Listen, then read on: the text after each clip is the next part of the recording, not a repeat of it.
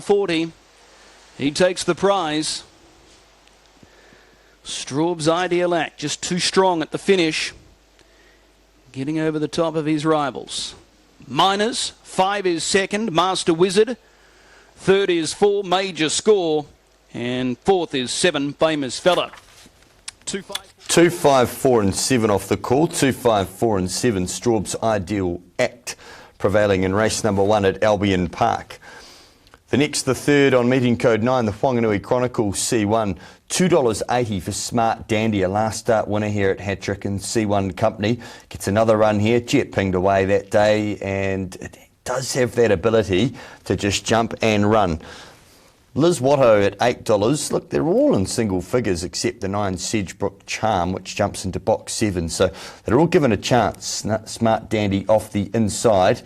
Look, it hasn't liked the inside before. 3 runs for zippity zip in the win place columns for Smart Dandy. So that might be the reason why the rest are all given a decent chance.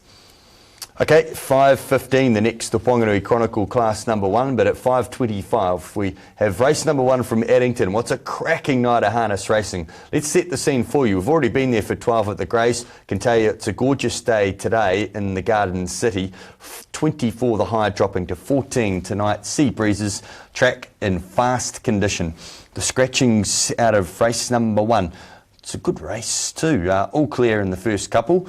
Clover Mac and Ale Rouge, 3 and 4. The 1700 metre start point for the non-tote event tonight. One Bid Buys and CK Spur.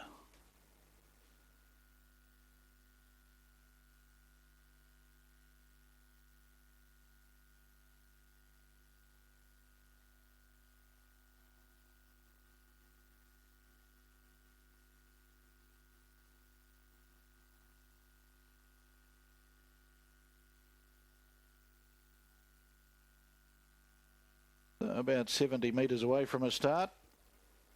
Franklin Park 2-year-old mobile trot, 1700 metres, non-tote. Set and ready. Green light. Starter Frank Phelan sends the 2-year-old trotters on their 1700 metre journey, and CK Spur accelerates off the arm to be the early leader. I'll open up by 4 lengths in the early part of the run over One Bid Buys as are about to turn off the back and work the showgrounds turn. CK Spur, the son of Pegasus Spur. And John and Joshua Dickey, the trainers. Josh doing the driving and leads by 2.5 over One Bid Buys, a muscle mass filly. Prepared by Jason and Megan Tees, and Megan doing the driving as they work off the showgrounds turn and into the lane with a lap and a quarter left to go in the non-tote Franklin Park 2-year-old mobile trot. 6.9 was the run off the gate in the opening quarter, 32.9. CK Spur work down to the Judge Bell and 1 to go. Over One Bid Buys in the trail as they get down now to the bell. CK Spur to stride into the final circuit. Stables corner there, 1 and only time, leading by a length and a half over One Bid Buys. So 900 left to go in the non-tote 2-year-old trot. Brought to us by Franklin Park and CK Spur, the son of Pegasus Spur. He's been in front every step of the way so far. Second quarter, 33.3. And One Bid Buys, the filly by Muscle Mass in the trail. So through the back, 700 left to go. And CK Spur striding along nicely in front. And One Bid Buys 2 lengths off it as they trot to the end of the back straight. Joshua Dickey just accelerates a wee bit more here in front with CK Spur as they turn off the back and work the showgrounds turn. Leads by 2.25 over One Bid Buys as they trot around to the 400 metres. CK Spur, the back straight quarter, 31.4. One Bid Buys now comes off the leader's back to issue a challenge as they work on to the corner. 250 left to go. CK Spur and One Bid Buys. They'll be a length away as they swing and come for home. CK Spur, One Bid Buys now starts to get up strongly on the outside. CK Spur, 120 to go. One Bid Buys tries hard the outside. CK Spur and One Bid Buys. CK Spur holding, he's galloped late here. CK Spur, so One Bid Buys, he'll get the win, or she will. The Muscle Mass filly for a Megan Tees after that late mistake of CK Spur. 215.2, 30.5 will be the final quarter. That'll be very, very tight on the line, but of course with the lapped on rule, One Bid Buys will get the win. Mrs. J.R. Davies, J.B. Davies and Mrs. M.A. Plain, the owners of the Muscle Mass Biddy Bid 2-year-old filly. Megan T's doing the driving. Jason and Megan, the trainers bred by the Yesbergs, T.J. and P. And C.K. Spur, the Pegasus Spur, Yasmin Alicia, 2-year-old Bay Gelding. Raised by Mrs. K.J. DeJong Kennedy, the estate of C. Kennedy, K.J. and Mrs. C.D. Foley. John and Joshua Dickey trained at Clevedon, and Joshua Dickey.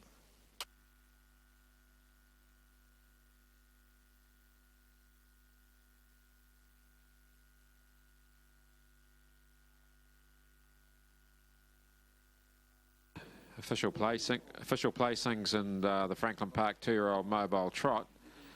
1, 2. Margin being a half head. Horse 1, One Bid Buys, trotted the 1700 metres in 2:15.3. Mile rate of 2.8. Last 862, the 430.5.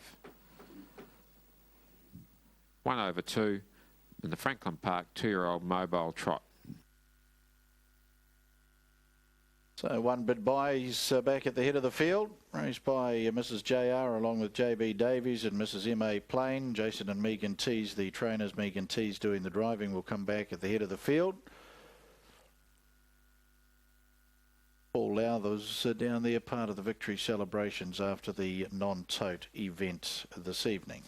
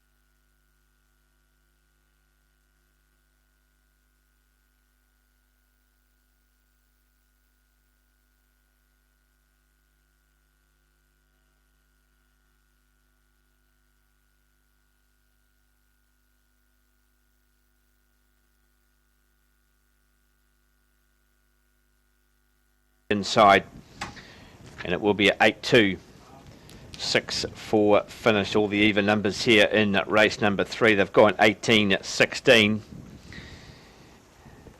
a half length by 1 3/4, by 1 1/2, and that sectional time lead up 7:16, run home 11 flat. Opawa J start number 115 and brings up the double figures. Win number 10 for Arnie Clark in the Serious Business. Syndicate from the 2, Liz Watto, going another good race from that inside draw box to a big help. And Hyde Baxter will grab that third, 8-2, 6 and the 4 Business Review also getting home very well there in race number 3. Well done to Arnie with Opawa J. Nice fish up run on Wednesday at the Manawa 2. And it comes through for the victory here in race 3, and we'll pay $5.80 and $1.80. 2 Liz Watto at $2.90 and Hyde Baxter number 6 at $1.70. The 2/8 Quinella at $29.80. 826 trifecta $282.70. 8264 first 4 $791.10. Wrapped up the first treble here at Hattrick Raceway tonight. And that treble will pay $443.50. The numbers there, 2, 2 and 8. Well done if you got a slice of that treble here at Hattrick. So that wraps up race number 3. Race number 4 will be time to go at 5:45. The Adept Accountants once again for the Class 1 sprinters. But now we're going to set the scene as we head off to Addington. Harness, the first race not too far away from there. My opportunity to say a very good late afternoon, early evening to you, Greg O'Connor. G'day Daryl, welcome in everybody to Addington Raceway for this premier night of harness racing. 10 very good races on the program, 3 Super Series finals of course. The first of those runners are on the track already preparing for what should be an epic contest, particularly between the 3-year-olds, the likes of Bite the Bullet, who's been very, very good, particularly around that Marlborough circuit.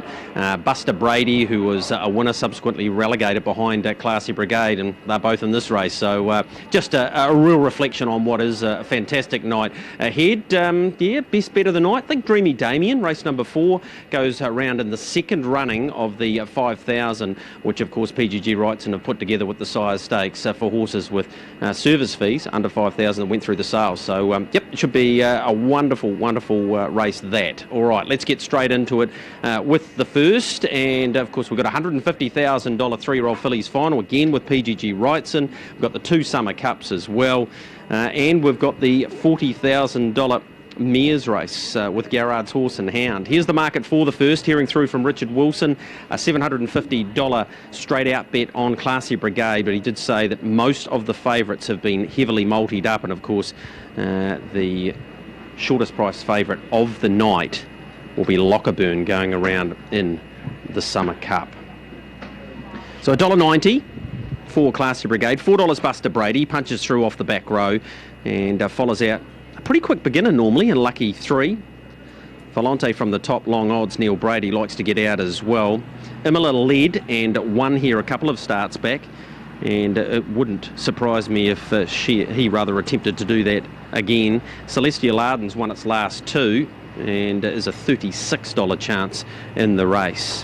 What we've done tonight is we are looking to get 3 of the best in the business and their thoughts around all of their drives. Unfortunately for the first, Dexter was in the non-tote, which we will show leading into race number 3, so we've missed out on him, but we will hear from Ricky May and Blair Orange about how they think they'll go in the first. Ricky is a quality 3-year-old. He's got a wide draw, but he's got the motor to overcome that. Yeah, well, he's one horse that hasn't had many good draws in his life, so he's pretty used to coming from bad draws. Really went huge here last time, so he'd be pretty hard to beat, I would say. Blair, this is another step up for Buster Brady, but he's done everything asked of him so far.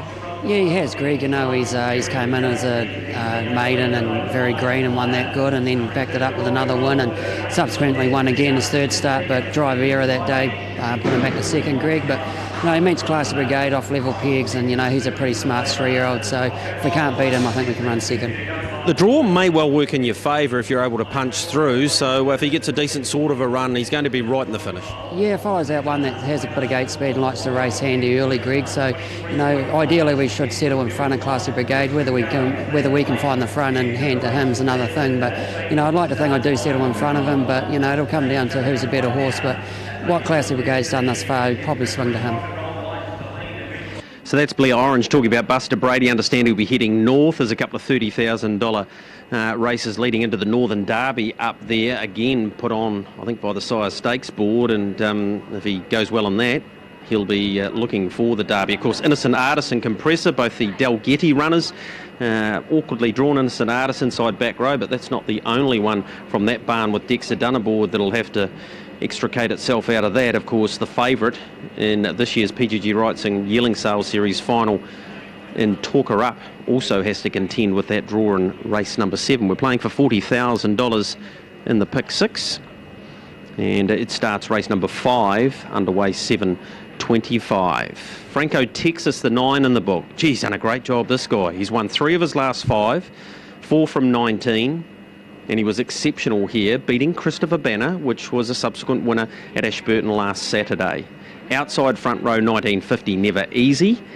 He has gate speed, but so do many on his inside. Where he settles in the run is going to be crucial in terms of his chances of finishing in the top 3. The 7 in the book, Bite the Bullet. 3 of his last 5 and 3 from 16 for his career. This horse finished 6th in the Sire Stakes final.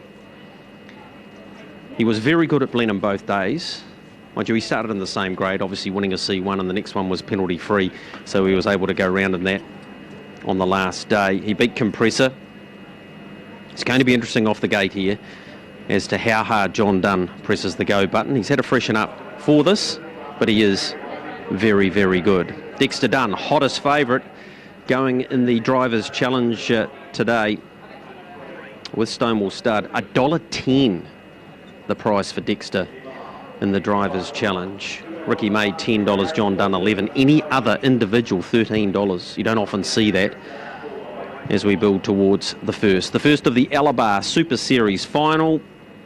Mark, we've been talking about this race meeting for a wee while, knowing not only the stake level that was going to be on hand, but the quality of horse flesh. And while some of the fields are small on numbers, there is no question we've got some of the best going around tonight. A very good evening to you. Whoever came up with the Super Series idea, Gregory, is a genius, because it's made for some super racing. Yeah, it has. Brian Rabbit and Richard Bromley and the racing team are here, and I know they sat down and were looking to do something different. I think when Dean McKenzie came on board, they needed to introduce something that had a finals feel to it, and they've been rewarded each and every time. And with the weather we've got here tonight, Mark, I've written down most of the New Zealand records, because if this wind debates as the night goes on, they're going to fly around here. Yeah, they sure are, and imagine the wind will abate as the sun starts to set later in the night. But this is the first of 10. I did go for Buster Brady to turn the tables here. And Classy Brigade in for fourth. I've got to stick with Franco Texas. If he can get across, this is his sort of race, because they will truck along. 7 Bite the Bullet. It's a half relation to Bite the Bullet in the sale lot. 343 out of the mare Pistol Pack and Mama. And Better Pack a Pistol went 154. Bite the Bullet's now a winner in black type 2. So I'm sure she's become more sought after. Lot 343 and the sales upcoming, especially with Bite the Bullet doing a good job. Yeah, absolutely, Mark. People should get online, standardbred.co.nz, and get all the information about the sales, because the feeling I'm getting, not only from Pines, but from the vendors putting these horses up, the number of people going and looking at them, it should be a cracking sale across all 3 days. It should be, and we might make mention of 1 or 2 in the sales, with relations tonight too being a big night, backed by PGG Wrightson on the yearling sales series final night for the 3-year-old fillies.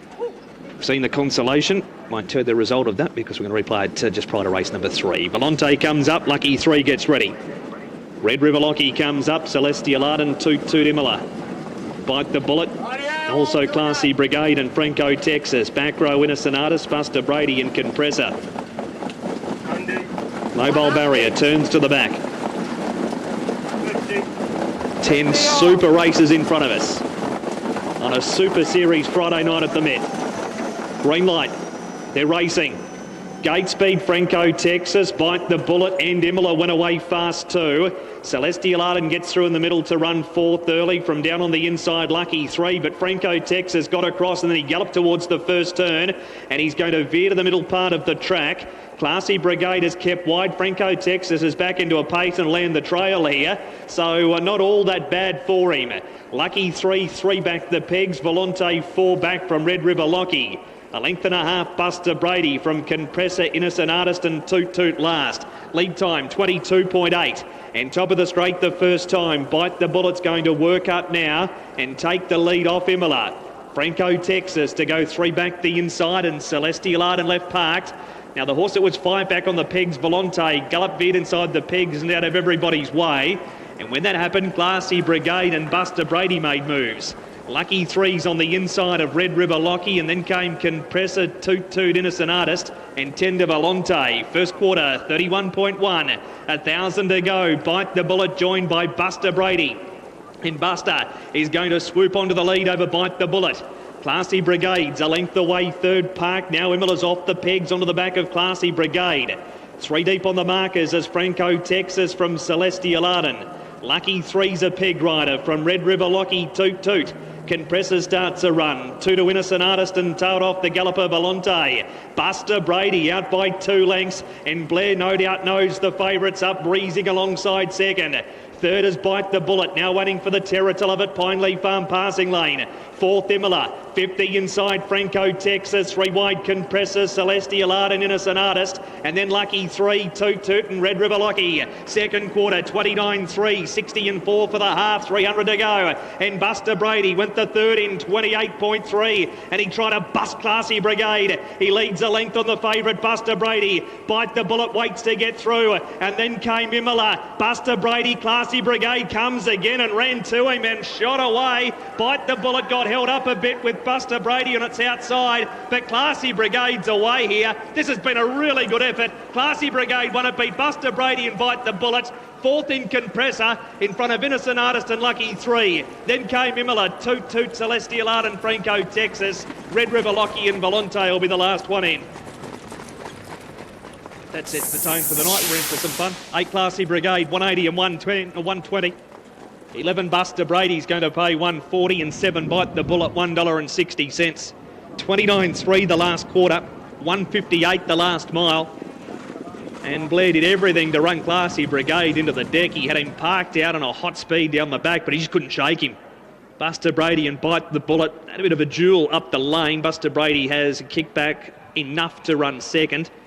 And Bite the Bullet has run third, and they've streeted the rest. Compressor is going to run fourth in between Lucky 3 and Innocent Artist. He tried Blair Nathan Gregg, but Classy Brigade just been too good on the night and got away after forced to race parked after that move to the 1,000-metre mark. He's impressive, isn't he? He did plenty of work. Ricky drove him beautifully, though, and he's ended up being too good for them here. He's by Better's Delight out of Tri-Girl Brigade, so impeccably bred. A lot of speed early, wasn't the Franco Texas got across them, got rough early as well. Imola, the same in terms of showing very good gate speed. Blair Orange showed real positiveness with his horse, knew he had to get around and get past, and handed up to the right one to Bite the Bullet, but he's been able to hold him off for second, so he was brave, Buster Brady. But let's concentrate on the winner here, Classy Brigade. Ricky May, that's win 45 for the season.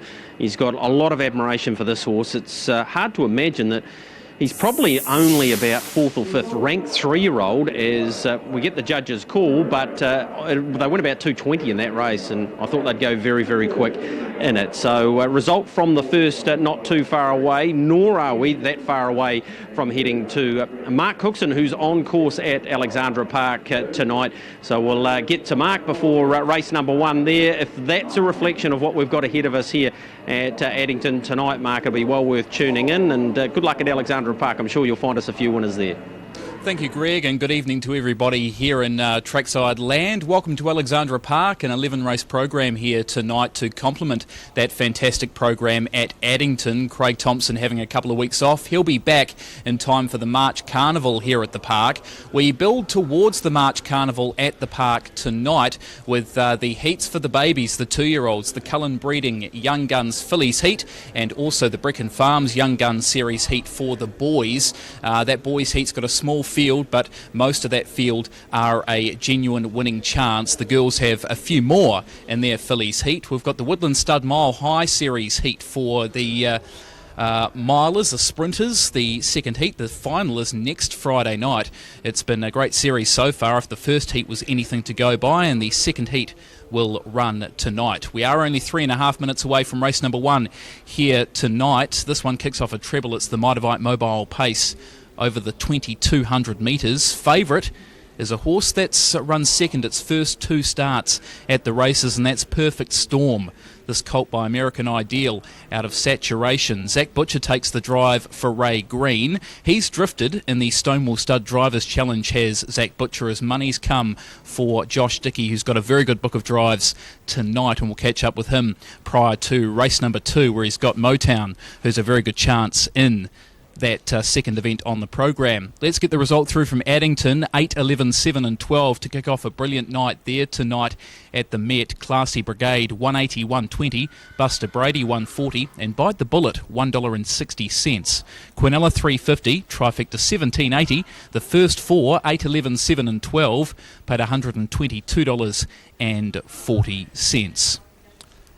So Perfect Storm, the favourite here, start number 3. It was 195 last night, had the tough draw last week at start number 2. This week will come off the back of number 2 in the book, which is Genociate.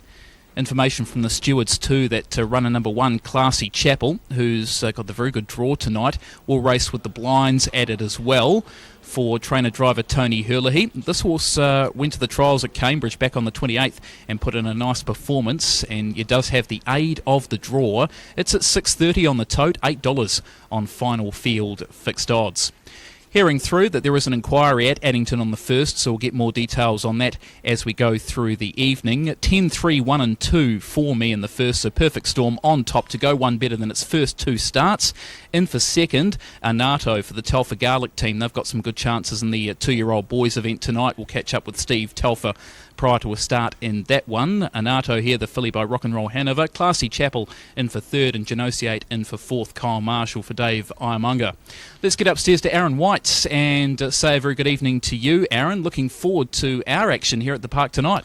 Yeah, very good evening to you, Mark. Evening, everybody. Yes, to complement what's going to be a great night there at Addington. Great night of harness racing there. We've got some very classy horses with us here tonight too at the park. This to open our first treble, 10 Perfect Storm, looking to cap off two very good second placings to open his career. Zach Butcher, Ray Green, clearly on top for me. In the opener, the two-year-old filly, Classy Chapel. Yes, the blinds go on with the deafness here for her debut appearance off a good draw. Tony Hurley well in the mix. The 7 Bride and Ideal made up nice ground in its fresh up run. A 7-year-old son of American Ideal, Morris McKendry for Jeremy Young. I'll certainly have that well in the mix. And Genosiate was a good enough run down at Gate Par last time. Fair run here 2 starts ago. That was 3 weeks ago on the 22nd of January. Kyle Marshall doing the driving. 10, 1, 7 and 2 for me, Mark, and the first on the card. Thank you, Aaron. Third versus second there at Addington into alleged interference, and it's not being proceeded with, so not being proceeded with the inquiry into the first at the Met tonight. Best backed with the bookmakers in Petone, thanks to James for passing that on at the racing desk. Perfect Storm is the best backed, and Classy Chapel is well supported as well. The filly by Mark III out of Electric Kiwi, who's a Miles McCall mare of course. Race number 1 kicks off a TAB treble. The second leg, Motown's going to have the aid of the scratchings on its inside, comes into 5 off the back of the Group 1 performance on Cup Day at Addington Raceway. Hasn't been seen since then. The second leg, or the third leg of the treble, is race number 3 on the program, and that features the likes of Taimati Success and Le Monde. Race 3, number 4, my best bet tonight. But they're in behind the mobile for the first tonight at Alexandra Park. It is meeting code 5, race number 1, the Mitavite Mobile Pace. The favourite will start from 2 the second row. That's Perfect Storm. Here's Aaron White for the call.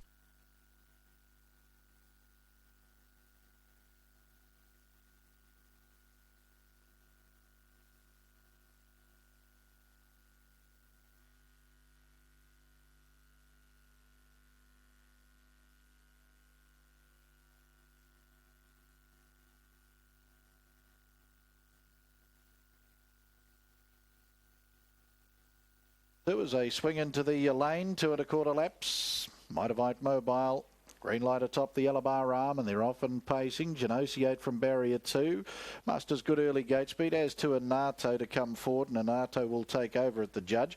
Sleeping Beauty third, back on the inside then to a Classy Chapel as Perfect Storm's got a lovely drag through from the second line, 1-1 early. Kira Kid on the inside. He's a blue chip boy, caught 3 wide around the first corner. Keeper's Art to its inside.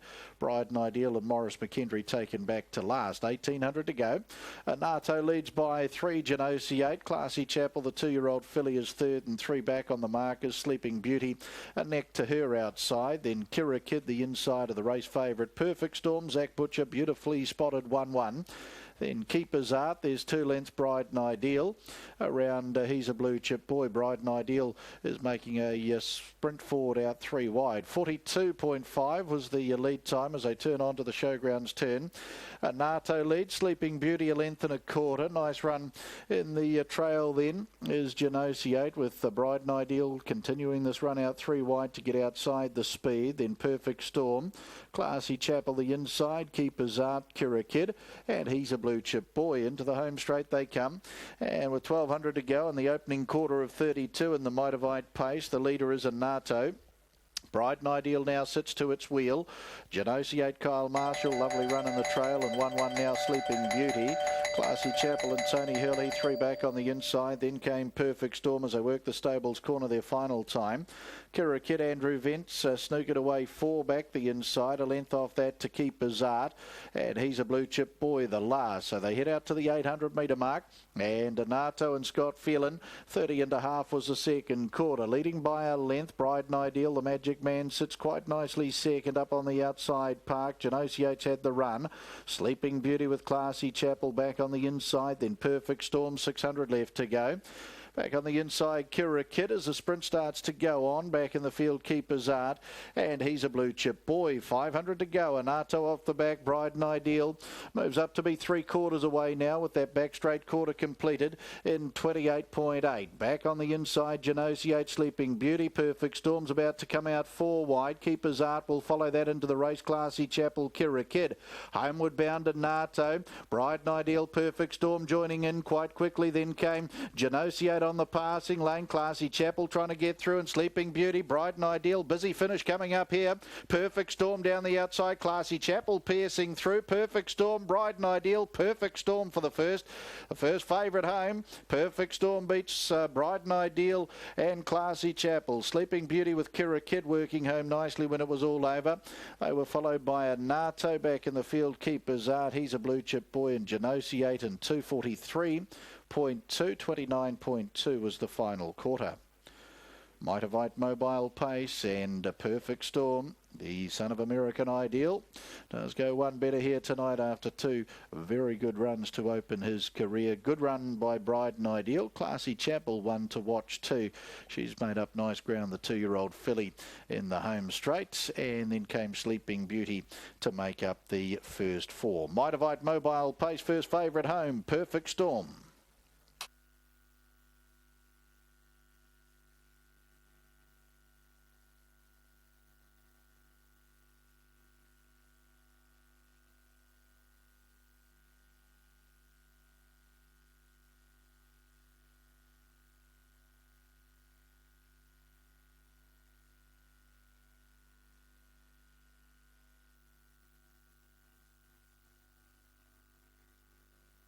Official placings, race 1, the Mitavite Mobile Pace. 10-7-1-4-9-3. 10-7-1-4-9-3. Horse 10, Perfect Storm, paced the 2200 metres in 2:43.16. Mile rate of 1:59.3. Last 858, 429.2.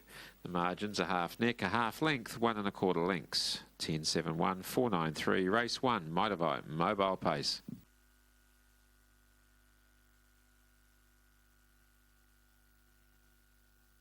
First call of the night from Judge Graham McLennan goes the way of the race favourite, a Perfect Storm, raced by Lincoln Farms Limited.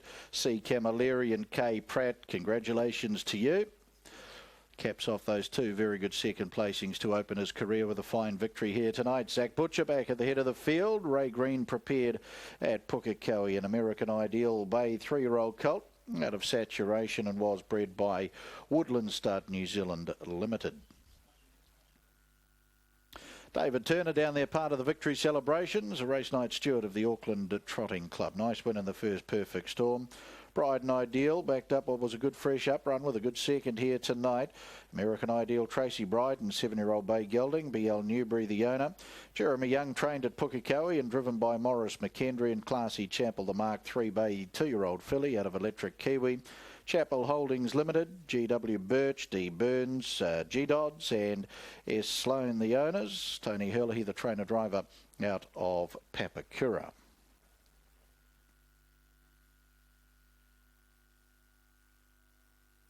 Totes in the opener. Perfect Storm number 10, $1.90 the win, $1 the place, $1.90 and $1. 7 Bride and Ideal, $2 even, $2, and 1 Classy Chapel, $1.80, $1.80. Quinella, $5.30, $5.30. Trifecta, $19.20, $19.20. And the opening first 4, $111.70, $111.70. HR Fiskin and Sons Mobile Pace, 2,200 metres to open the early quaddy and also the first of our doubles tonight. 4, 5, 6 LeBron, No Apache Me, Hadrian are the defections out of race 2, and we race at 5 minutes past 6.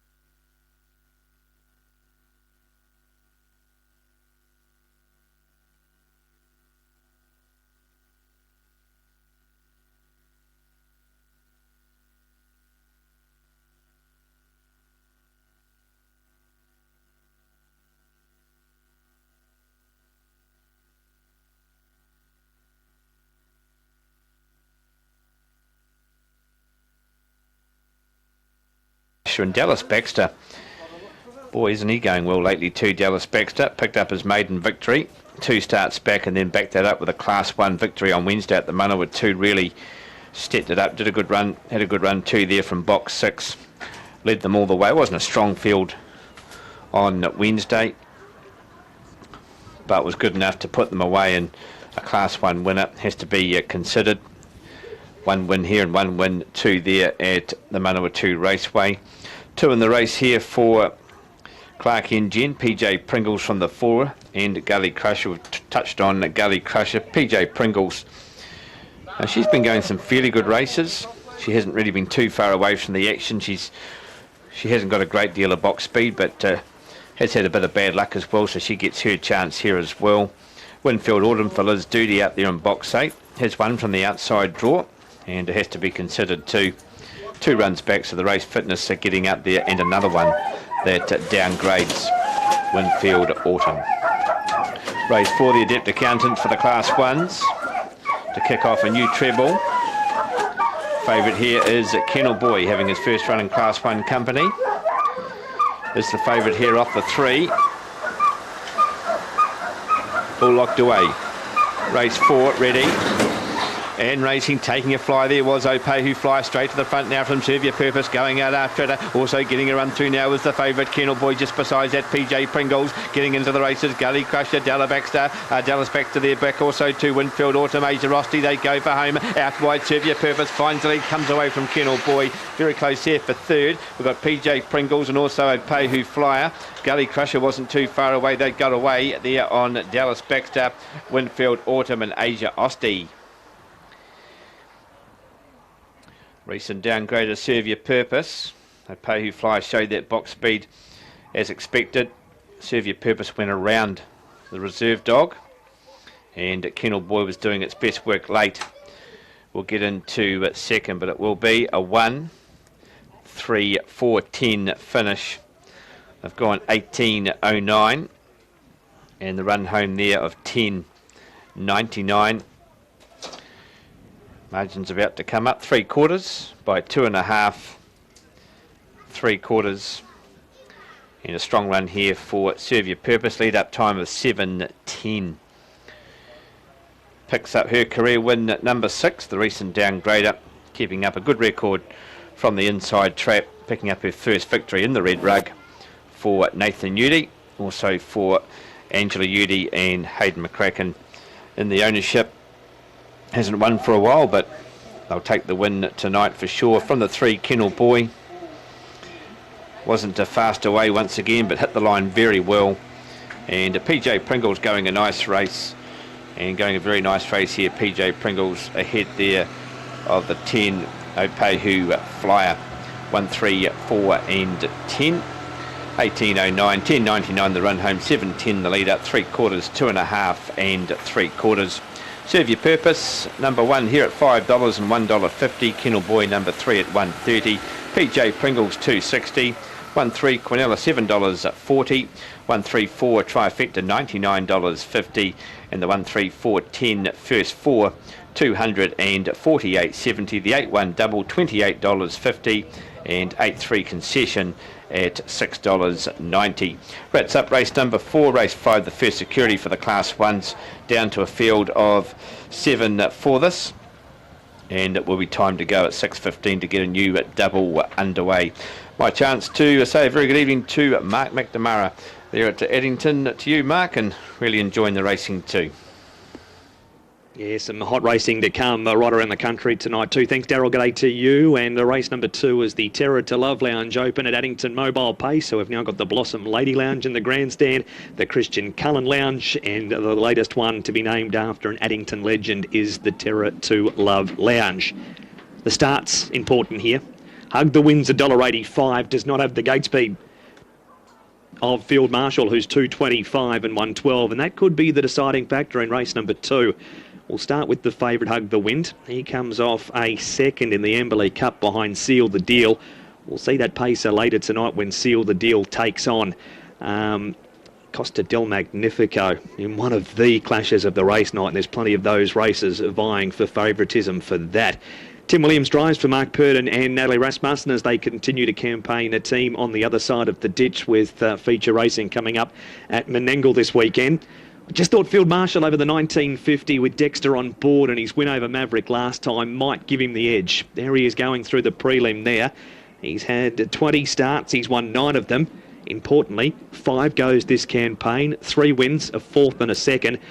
The 4th coming down south during the Central Otago racing period down there.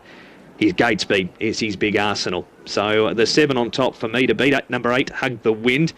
Was a 5th behind Maverick 2 starts ago, beaten 9 lengths, but needed that hit out. He's 3rd up from a spell now, Hug the Wind. He's a 4-year-old entire. So with every run he's had back, he'll have just tightened up a little more. 7 to beat 8, 2. That guy Finn to run 3rd. And Johnny Cox and Coaster Howe, the faster they go, the better. And number 3, Joey Maguire in grand form, dead heated in the Marlborough Cup, and then ran 3rd behind Downes Exchange at Ashburton a weekend or so ago. 7, 8, 2, 3 for race number 2. Greg, we'll come back to you. I think the start might be the deciding factor here, and I like the fact that Field Marshal's likely to leave the arm get across. If he can back it off just an ounce, I do think that it might be enough just to edge the things in his favour for race 2. Yeah, I'm with you, Mark, on that, and thanks for picking up just away getting as much information as we possibly can for you at home to get involved here tonight. There's the one on the book, Pepe Bromack.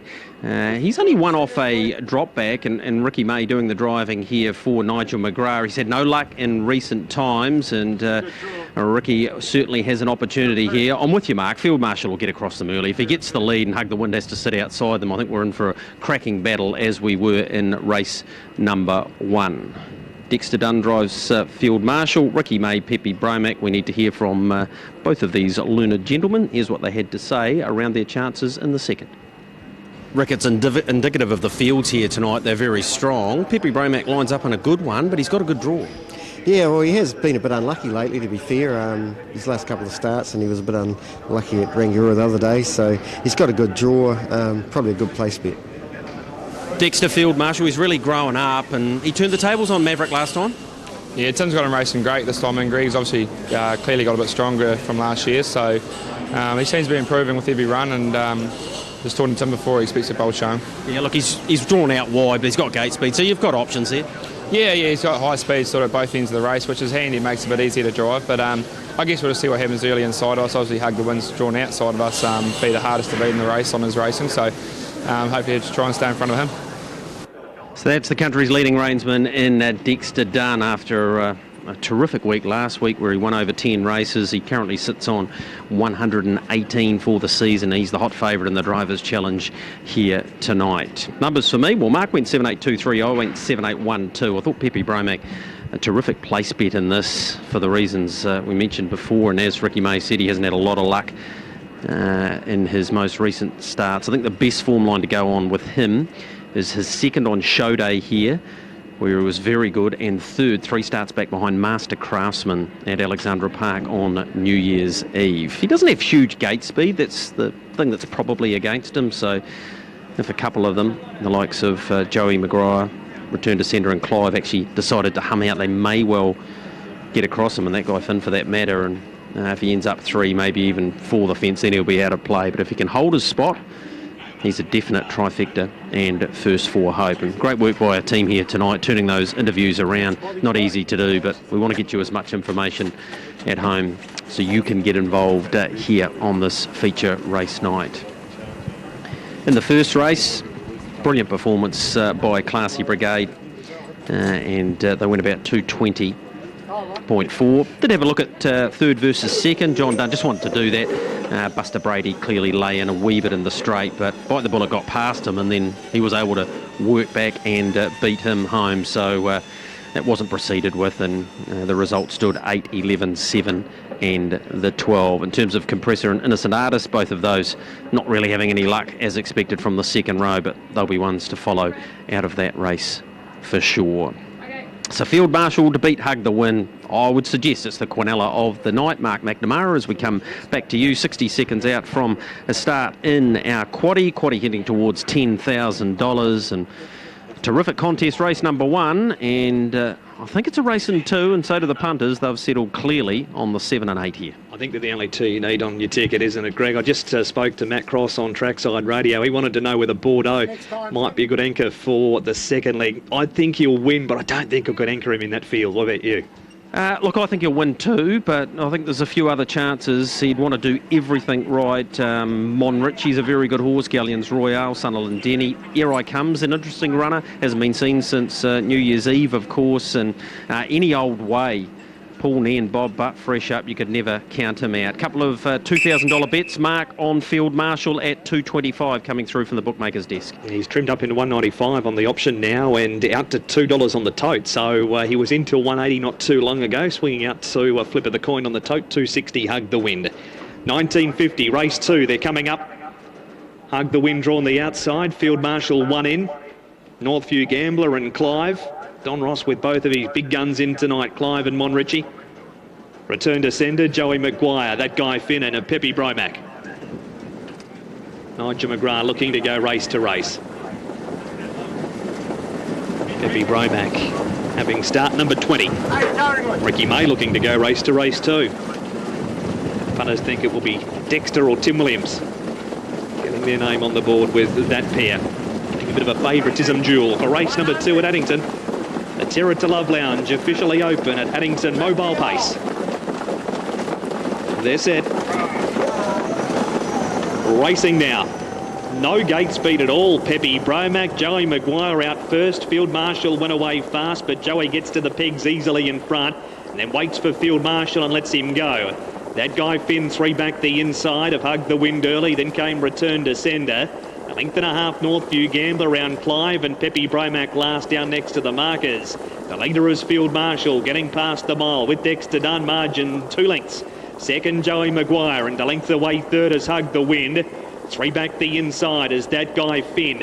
A length away Return to Sender and the last 3 pegs out Pepe Bromack. Also Clive and Northview Gambler. Lead time 23.2 and Field Marshal out by 2 over Joey Maguire. Hug the Wind is embracing the breeze. Third on the outside from that guy Finn. Fourth the pegs. A neck away Return to Sender from Clive and Pepe Bromack second last and Northview Gambler is last. The leader is Field Marshal with Dexter Dunn. A length clear in an unchanged lineup.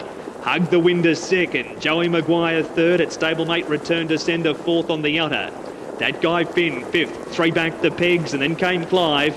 And the last 2 Pepe Bromack on the inside from Northview Gambler. 32.6 the first quarter into a bit of a headwind and Field Marshal at the 900 metre corner now. Leads by a neck. Hug the Wind when they did turn to the back and the wind hit them in the back. Was able to get up within ahead of the leader and they quicken a bit. 2 lengths Joey Maguire, a neck Return to Sender. That guy Finn, fifth on the inside and their head away Clive from Northview Gambler and Pepe Bromack and Hug the Wind looking Field Marshal in the eye. Second quarter, 30.6, 63.2 for the half. Joey Maguire waits on the Terra to Love at Pineleaf Farm passing lane. Return to Sender is fourth on the outer following Hug the Wind from Clive. That guy Finn galloping Northview Gambler around Pepe Bromack. Field Marshal, Hug the Wind. Dexter sits quietly. Tim Williams sits quietly. Joey Maguire's 2 lengths away. Then Return to Sender and that guy Finn. Third quarter, 28.2. Field Marshal leads the neck, Hug the Wind. Joey Maguire's on the Terra to Love lane. Field Marshal, a neck in front of Hug the Wind. Leader is still Field Marshal extending. Hug the Wind's half a length away from Joey Maguire. And Field Marshal will be too good. Field Marshal beat Hug the Wind, Joey Maguire. Fourth in that guy Finn. Then came Clive. Pepe Bromack and Return to Sender and Northview Gambler off stride at the top turn at the 500 and will gallop across the line shortly but was out of play with the break. 7, 8 and 3. Field Marshal, Dexter Dunn is going to return. $1.70 and $1. He started clear favourite. 8 Hug the Wind, 120. And Joey Maguire, number 3 at 3.30. 27.7 the last quarter. 159.1 for the last mile. And when they turned to the back and the easterly just hit them on the back of their helmets, the drivers and the tails of the horses, Tim Williams thought, right, we've done the work into the wind. Let's make Dexter work down the back. And he tried to grind him into the ground. Never turned it up, Hug the Wind. But the race decided at the start, Greg. First down to the pegs, always likely to win between that pair, and it was the Arsenal of Field Marshal taking the lead off Joey Maguire, and he's gone back-to-back here at the Addington Raceway. You're not wrong about it being one at the start, Mark, because 23-2 for this class of horse with the win behind them was certainly pretty cruisy for him. And then, of course, the 32-6 first quarter of the last mile has meant they've ripped home here, and he's been too good. The barrier draw won it for him along with his gate speed. Tim Williams did everything he could with Hug the Wind. He's been brave in second, and he's a lot fitter now with 3 runs under his belt. He'll win his share this time in, but all the plaudits go with Field Marshal here. The Entire by Art Major out of the outstanding filly and mare in For Real, raced by Sid and Shona Brown. Win 10, start 21. He's had his health issues. He's clearly over those. Pace. The winner is 7, Field Marshal. Second, 8, Hug the Wind. And third, 3, Joey Maguire. Fourth has gone to 2, That Guy Finn. From 5, Clive. And 4, Return to Sender. 7, 8, 3, 2, 5, 4. The margins half a length, 1.5 lengths, 2 1/4 lengths, a neck. The winner's time was 2:22.3, a mile rate of 1:57.4. The last 855.5, last 427.5. So home in 27.5, he takes out race number 2, the Terror to Love Lounge, now open. Race 3 for us, Mark Cooks, in 6:25. Pretty good trotter going around it in Bordeaux, and Dexter will be looking to go race to race. Thank you, Greg. Looking forward to that. Meanwhile, we're looking forward to the return of Motown here at Alexandra Park for race number 2 on the program. 250 and 120 with the bookmakers. 320 and money back on the tote off the back of its performance in the Group 1 Sire Stakes final. Got into that off the back of being in that quick Cambridge heat. Motown got into the final and obviously had a pretty tough run, as you would expect, and has been spelled since then. We'll hear shortly from that man on screen, Josh Dickey, about his charge here in race number 2 tonight. Here comes that result from Addington. 7 Field Marshal, $1.70 and $1. 8 Hug the Wind, $1.20, and 3 Joey Maguire, $3.30. 7-8 Quinella, $1.50. 7-8-3 Trifecta, $15.60. 7-8 3 and 2. The first 4 paid $48.60. TAB double 8 and 7, $6.40. 8 and 8 concession, paying $1.40. This race here kicks off the TAB Quaddie. Let's hear from co-trainer and driver of the resuming Motown, and Josh Dickey. Josh, race number 2, Motown. Tell us how the horse came through the big Group 1 final, and what's the preparation been like? Yeah, we give him a bit of a break after that. It was quite a hard run. He'd probably come to the end of it that season, well, this time in. It was a great run, really. He's run 6th or 7th against, the top 3-year-olds in the country. The break's done him well. He's come back good this time in. His workout 2 weeks ago was not too bad, but he's trained on good since then, and we're really happy with him tonight. And you're into barrier 5 now with a few scratchings on your inside.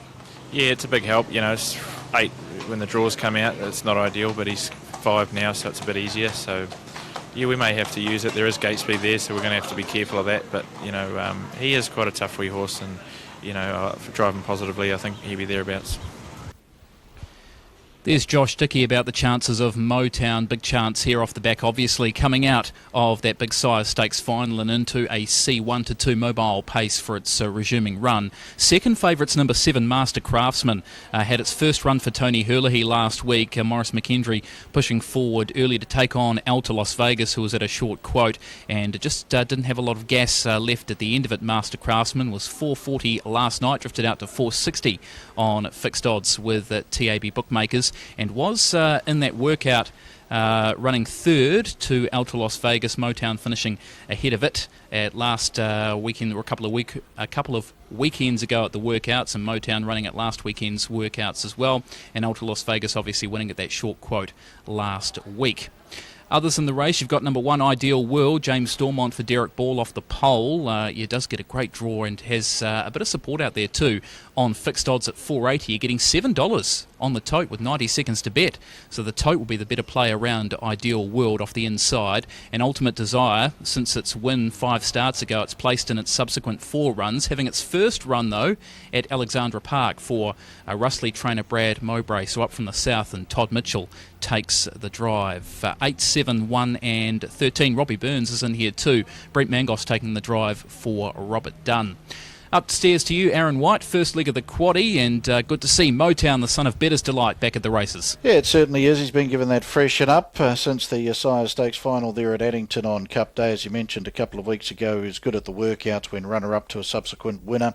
Joshua Dickey, the barrier certainly not as big a hindrance as it was on Monday when the fields first came out, as it is tonight with the 3 defections to his inside. He's got good gate speed, and I think he'll mosey forward and look to dominate this. Ultimate Desire, the Southern filly, she's got a big chance in this. She ran into the very good filly and Talker up 2 starts ago at Addington, and then backed it up with a good second down at Invercargill behind American Tart. One Ideal World has to be considered from the draw, James Stormont, and Master Craftsman. Yes, just a fair run last time, did do a bit of work. You know how good he is on his nights, and we saw that back on the 31st of December with his 155 9-mile rate victory over his stablemate Bevins Cullen, his stablemate back then, Bevins Cullen, of course, having his second run out of the Tony Hurley barn tonight. H.R. Fiskin and Sons Mobile Pace, first leg of the early quaddie out of Alexandra Park, moving up and behind the Yellow Bar Arm. The doubles to open here as well, and Motown been freshened since his appearance on Cup Day at Addington in the big Group 1 Sire Stakes final there. He'll run the favourite at $2.20, $1.20 Joshua Dickey, $4.81.50 Master Craftsman. Ideal World at $6.40 and $1.60, the Southern filly. Ultimate Desire $9.20 and $2.40. So into the lane they come. 2,200 metres, H.R. Fiskin and Sons Mobile Pace Field, Green Light and Racing. Master Craftsman, Snow Raker, Ideal World, all with good early gate speed. Motown's going to be taken back into the field, back on the inside then to Ultimate Desire. They're followed by Flan Wire Tice as they work the stables corner. Better's Pocket the next. Sir Richie will settle third last. Tassie's Devil, and back last is Robbie Burns. Out to the 1850, Ideal World and James Stormont take it up by 3. Ultimate Desires drop to get the trail, and Snow Raker is third. Currently Park with Better's Pocket getting through to its inside. Followed Master Craftsman into the early 1-1, tracked up by Motown. Tassie's Devil goes back for a marker line run. Flan Wire Tice as Robbie Burns takes off and around runners now at the 1,600 metre mark, and Sir Richie and the Magic Man Morris McHenry back last. Now Robbie Burns just paced roughly there as Motown's come out in front of him as they turn off the back straight. 42.5 was the lead time. Ideal World is the leader, coming up on the outside. Motown now to sit to its wheel, and Ultimate Desire getting the lovely drag in the trail as Robbie Burns again comes forward out 3. Then Master Craftsman the centre, Better's Pocket the inside, Sir Richie's coming forward out 3, and the last trio, Flan Wire Tice on the inside, Snow Raker and Tassie's Devil back with those. Opening quarter 31.5 in the H.R. Fiskin and Sons Pace. Ideal World looking to lead every stride of the way. Coming forward now is Master Craftsman at the bell with a circuit left to go. Sir Richie Ease to take 1-1 cover. Ultimate Desire.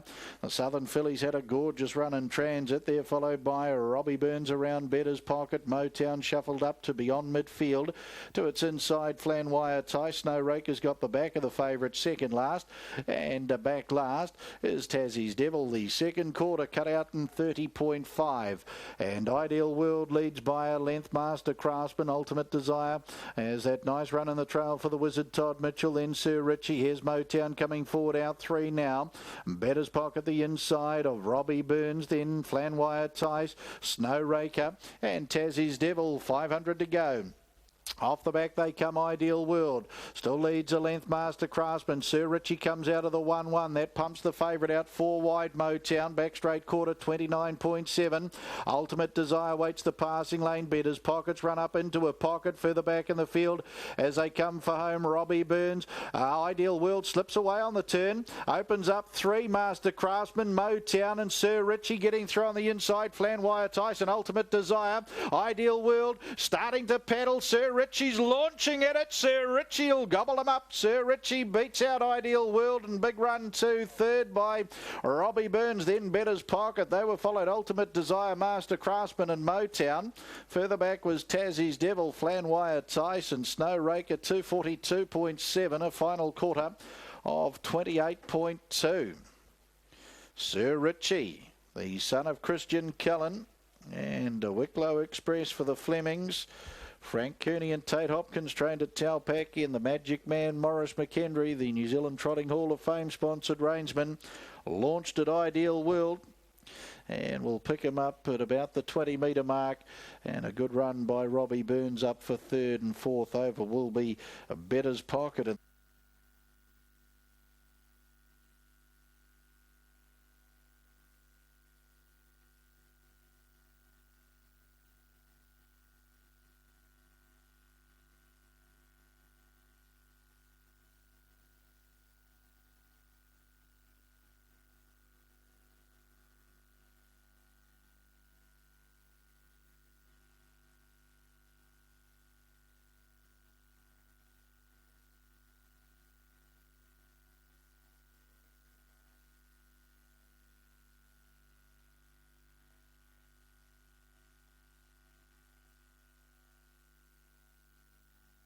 Official placings race 2, the HR Fiskin and Sons Mobile Pace. 11-1-13-9-7-3. 11-1-13-9-7-3. Horse 11, Sir Richie, paced the 2200 metres in 242.68. Mile rate of 159. Last 857.9. The 428.2. Margins are neck, a head, 1 3/4 lengths. 11-1-13-9-7-3. Race 2, the HR Fiskin and Sons Mobile Pace. Sir Richie to come back at the head of the field, raced by TP along with Mrs. J.E. Fleming. Congratulations to you. In 4 at start 16 for your Christian Cullen Bay 4-year-old gelding out of Wicklow Express, bred by B. Fleming, Frank Kearney and Tate Hopkins. The preparers out of Taupaki. And Morris McHenry, the Magic Man, the New Zealand Trotting Hall of Fame sponsored rangeman, back at the head of the field after the HR Fiskin and Sons Mobile Pace. Gordon Robertson down there, part of the victory celebrations, a race night steward of the Auckland Trotting Club. One Ideal World, American Ideal 3-year-old bay colt out of World of Dreams for AJ McIntosh, Derek Ball trained at Pukekohe and James Stormont. 13 Robbie Burns, Live or Die Kirahalpo Charm, 4-year-old bay gelding for the Gordons, RK and Mrs. AL. Robert Dunn trained at Pookie, and Brent Mangos. 11 Sir Richie, $15.50 the win and $3.60 the place, $15.50 and $3.60. One Ideal World, $1.70, $1.70. 13 Robbie Burns, $1.90, $1.90. Quinella, $31.40, $31.40. Trifecta, $643.30, $643.30. The first 4 partially struck $2,970.10, $2,970.10, $1,989 jackpotting through to the first 4 in race 3. Race 3 tonight is the Majestic Horse Floats Handicap Trot, 2,200 metres. We late scratch number 2, Gotta Go Twinkle. Also 9 Silver Wisp comes out of the third. 2 and 9 the Defections, the third time to go at 6:35.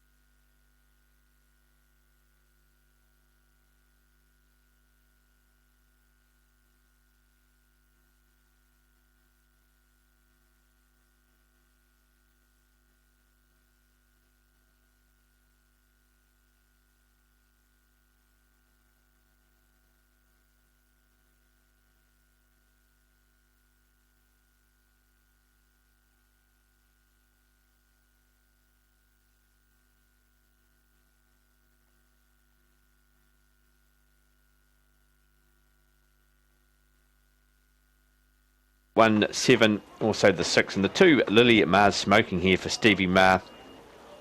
She's had the 2 runs back. The races have been well spaced out halfway through January. Didn't get into it from box 4, but showed a bit of early speed here last week. Lily Mar's smoking from box 7.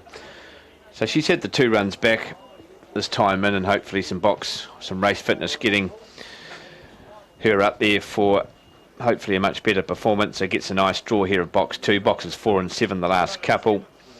Into the fray here for Richard Waite, has been mixing up the distances, coming back to the 5:20 the last 2 runs.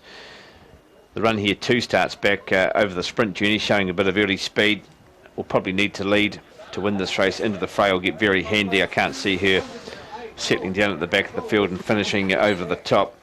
And that's King also here for Bill Hodson, a 15 race winner, and it comes into box 5, and another one that's recently downgraded.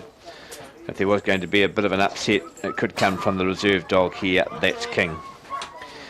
About to lock away for the first security for the Class 1s to kick off a double here over the 5:20. Corborn Cooks having its first run in the country is the favourite here at 190, still 185 with the book.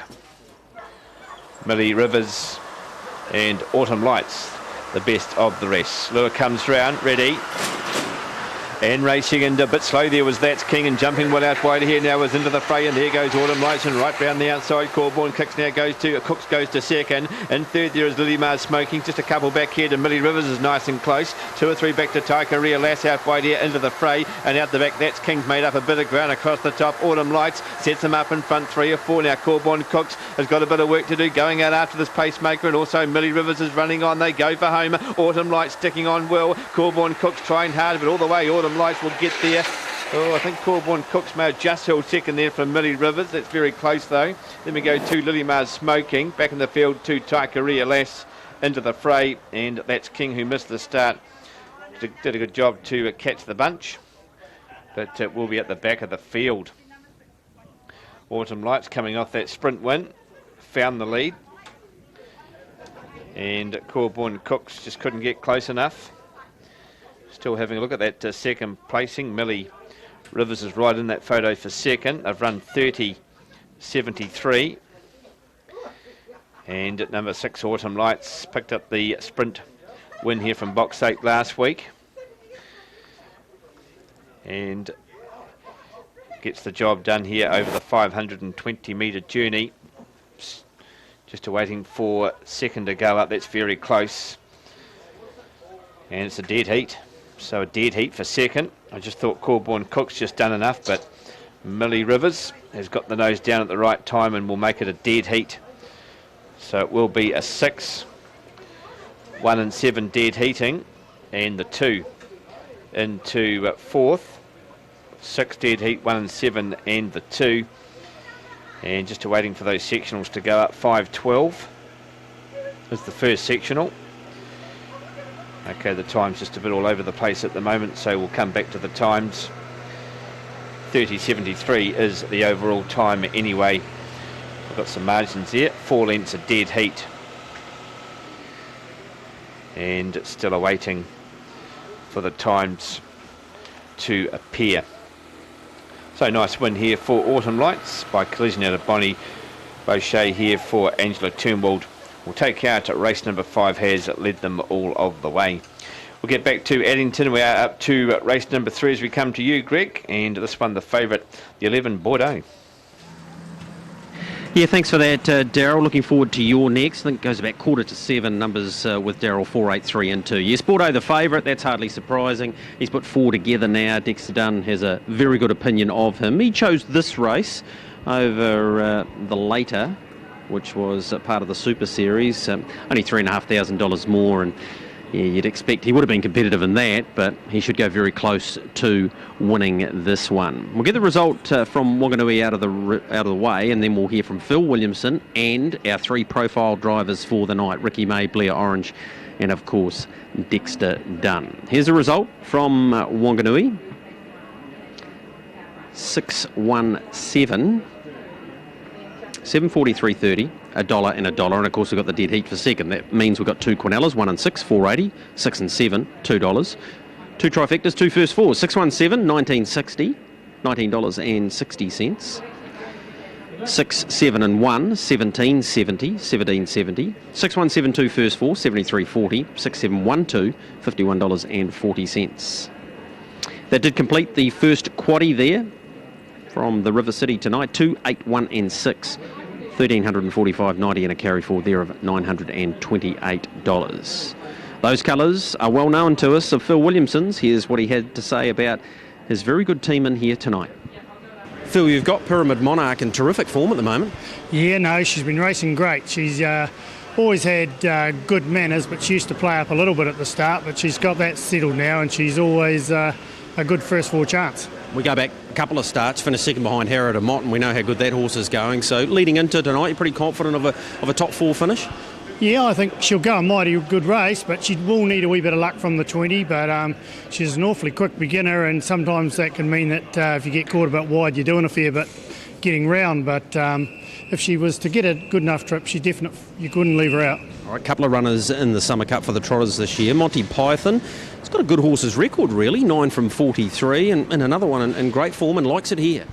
Yeah, we've always felt he was perhaps just a tad below the stars, which I think he is, but he's still a really, really nice horse. You'd love to have him, and tonight I think the class is not there that you could see another, there's some stronger ones that are missing is what I'm trying to say, so I think he's a big chance.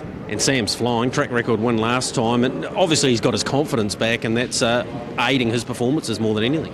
Yeah, well, he's always been a good horse. We've just had a few health issues with him trying to get him 100, and when he's right, he's probably in that top echelon of horses, so he's a big show again too, if he's backed up from the 4-3, which was, only 4 days ago. And it was a sensational run for sure. 2 in race number 8, Father Christmas. You told me a long time ago this guy would eventually make it, and I think on his form, you're right. Yeah, well, he's just that sort of a horse that's just been a little probably disappointing, Greg. He probably needs to step up a little bit. There's obviously one or two that have been able to get by him, but he's still a pretty nice horse in that middle grade because here at Addington it's a very strong grade. Yeah, and gets 10 metres off Harriet of Mott tonight. Will that be enough? You wouldn't think so, not if the right Harriet of Mott's here, because it's X Factor and they're rare to find. Yep, they are, and you've got Springband Eden in it as well, and he won 3 of his last 5, so he's in good form too. Oh yeah, he's a really good chance. He's a progressive horse, and we think that he'll be a bit dangerous there. Harriet of Mott obviously, but he's a pretty nice horse and getting better. Yeah, and your stable of drivers is getting better too. Young Brad, he's doing a magnificent job. He's in the top 6 at the moment. Yeah, well, he's been getting on the A team, so to speak, and it's been credit to his older brother for stepping aside to let him have a crack at the junior drivers this year, and he's taken it in his stride. So power to him. Yeah, power to him, and to you guys tonight. All the very best. Oh, thanks, Greg. Always terrific to catch up with a trainer of his calibre in Phil Williamson and their team in here tonight to be respected, as are the team of Paul Nairn. Of course, he has Any Old Way resuming here, has been to the Methven trials, but that was back in December. That's nothing for Paul, though. He can turn up as he did with Conan Bridge and generally ready to go, and of course he also has Waterloo Sunset in here tonight. Driver profiles tonight: Ricky May, Blair Orange, and of course Dexter Dunn. Here's what they think about their chances in race 3. She's done a nice job, this mare, and she gets in off the front here and gets an advantage over some of her tougher rivals. Yeah, it is a very good field though, but if she does everything right, you think you'd have to give her a chance. Well, Dexter Bordeaux just keeps on winning. Yeah, he keeps on getting better too, Greg, which is exciting. He's still sort of a little bit green, he's still learning all about it, but his racing recently has just been impeccable, so hopefully we can add to that form line tonight. Well, finally, for the connections, the trainer and the driver, he got back in winning form on New Year's Eve. Yeah, it was a while between wins, Greg, and that winning post had eluded him for quite some time, but he was very good at Auckland on New Year's Eve, and he couldn't have done any more than what he done that night. So I think Jonesy's happy with where he's at, and he's missed a few runs through injury, but he'll improve on what he does tonight. So Ricky May driving Wanna Play, Blair Orange, Here I Come, and of course Dexter Dunn with Bordeaux, and you'll hear from them throughout the evening. I mark Bordeaux on top of Any Old Way. Mon Ritchie's a definite chance. He's been up a wee while, but he's done a really good job. And Here I Come, spoke to Mark Jones. He's happy with him. although he might be a run short, he said his work has indicated to him he deserves a chance here tonight. Short way home in the opening treble with Bordeaux, just $10.10. Mark Mack, as we get up to you for your thoughts around this one. Just a note for trainers looking to start horses in the Derby at Alexandra Park. They close a week today at 11 o'clock in the morning, and I know Nigel McGrath has already nominated Classy Brigade, and why wouldn't he? Why not indeed? What a win in the first it was by that pacer. Yep, for sure, Mark. He's always shown the ability. He ran third in the Sire Stakes final. Yes, he'll have to take on Lazarus and a few others, but he won't disgrace himself. We saw that over the Christmas Carnival. And he's getting better too. That's the best thing for him. He is. He's developing an all-round game, which he's going to need to be competitive at that absolute top level. And, of course, the runner-up, we already indicated that Buster Brady will be heading north, and he's likely to carry on to the Derby too. Be a great derby. No nomination fee either. No nomination fee there. Right, so that's the news if you've got a 3-year-old looking to get involved in that. Matt Cross has thrown one out here. All lit up at the value. One from a drop back, Mark, so pretty close to getting back to C3, and always respect around the runners from the Lynn and Justin Smith team. Yeah, each way bet for sure in the race. I don't mind Monrichi at the double figures either, 10 and 2.90. Forget that last run. They just attacked him, but Bordeaux can't knock him. He's won his last 4. Ere I Come back to his best on New Year's Eve. Now the third race, $2 Bordeaux, $6.20 about Ere I Come. Scratchings of Clover Mackinail Rouge, a field of 15 for the Master Cleaning Handicap Trot. Christmas Joyella, One of Play, Monrichi and Clean Break, Galleons Royale, Son of Lindenny. Freebird, Ere I Come, Never Fear and Bordeaux. All lit up, Santorini Sunset, Queen Kenny. Any Old Way and Pyramid Monarch. No half hobbles on Any Old Way tonight, is the news from the stews. Now Christmas Joyella about to get set. Wanna Play. Monrichi about to line up. Clean Break. Ere I Come. All lit up and Freebird. First of the 2,600 metre races tonight, race number 3. Ere I Come about to swing around. Start number 26 for him tonight. He's won 4 from 25 previously with another 5 placings for Mervyn Meg Butterworth. And Mark Jones, 1 of 2 in the race, out of the Overport Lodge stable, Son of Lindenny the other. Just backs up, Ere I Come. Then swung left, straightens again. Racing now. Gee, Freebird went away fast in a trot, Bordeaux away safely but slowly. And everybody's left trotting until Monrichi went for a gallop not far after the start. Straight to the lead goes Son of Lindenny over Freebird. Galleons Royale trails up early. And getting through between runners, Pyramid Monarch off the 20 is 1-1 at the first turn. Nifty driving, Bradley Williamson. 3 wide, Ere I Come from Clean Break. Now all lit up in Santorini Sunset, both trying to get the back of Ere I Come. In the meantime, Christmas Joyella went through inside all of them to race 4 back on the pegs. 2 lengths to Wanna Play. The inside Never Fear from Bordeaux and Queen Kenny, and 2 lengths to Any Old Way, and 2.5 to Monrichi. Into the back, and the leader is Son of Lindenny by a length and a half on Pyramid Monarch. And the leader's back is Galleons Royale. Pyramid Monarch's a bit keen to lead and goes to the top now. Ere I Come 4th, but there's cover coming because Santorini Sunset 3 wide pressing. 4 back on the pegs is Freebird, and a length away Clean Break. Next to the inside, Christmas Joyella from All Lit Up, 1.5 Wanna Play. Never Fears on the inside, and the last 2, they are the favourite Bordeaux and Queen Kenny, 16.50 to go.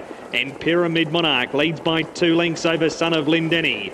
1 away third, Santorini Sunset, now the leader of the outside line. 3 back on the pegs as Galleons Royale, 5th Ere I Come. Freebird perched up 4 back the pegs on the inside of Clean Break. Then Christmas Joyella All Lit Up. Next is Never Fear from Wanna Play, Bordeaux and Queen Kenny, both 3 wide, both improving. And Monrichi and Any Old Way's gone for a gallop. They're now tailed right off that pair after making errors down the back. Lead time 1:18. Pyramid Monarch with a round to go. Leads at a length and a half, Santorini Sunset. Son of Lindenny trails Bordeaux 3 wide, looking for 5 in a row. Gets by Ere I Come. Queen Kenny follows the flashy chestnut forward. Galleons Royale 3 deep on the pegs. A length and a half Clean Break around Freebird. Then All Lit Up, Christmas Joyella, Wanna Play, Never Fear, and tailed off the other pair, Monrichi and Any Old Way. 31.5 the first quarter. Into the back, and there's another galloper. Off stride Santorini Sunset. It was in between horses. Ere I Come had to ease back out and around, but missed it. Pyramid Monarch leads half a length on Bordeaux. Son of Lendenny runs thirds, had a good trip in the trail after leading early. A weight use of the Terratilla at Pineley Farm passing lane. Queen Kenny fourth. Galleons Royale, 3 back the inside of Ere I Come. Then Clean Break, 3 wide, one to play. Freebird inside of that pair. Then Christmas Joella all lit up, Never Fear. The others have all galloped out of contention. Second quarter, 30.4. 61.9 for the half, and Bordeaux's putting it to Pyramid Monarch. Queen Kenny's a length and a half away. Son of Lendenny held up the trail from Ere I Come, 3 wide. 4 out, one to play from Galleons Royale. 29.5 the third quarter. And the leader, Pyramid Monarch, ahead. Bordeaux, who's got him right in his sights. Then Queen Kenny. Ere I Come letting down up the middle. Son of Lendenny getting through. Bordeaux leads, found a couple. Ere I Come went to second from Queen Kenny, Son of Lendenny. But Bordeaux, here's the big high five, brother. Bordeaux wins again and has beaten home Ere I Come, Son of Lendenny. Fourth Queen Kenny. Then Clean Break, want to play. Next in Pyramid Monarch, all lit up Christmas Joyella. Next to go by Freebird, Never Fear, Galleons Royale. The other 3 all made errors. Setarini, Sunset, Any Old Way and Monrichi. Bordeaux, 6 from 10. And did work tonight too. Lightly race, just getting better. And he's beaten them, and beaten them well. He's going to pay 210 and 120. He's versatile. He can roll along in front. He can park out. He can swoop from the back. Last quarter, 29.7, 21.1 for the last mile. Ere I Come, number 9 at 180. And Son of Lendenny, number 7 at $7.70. He's only had the 10 starts now. Greggy's won 6 of them.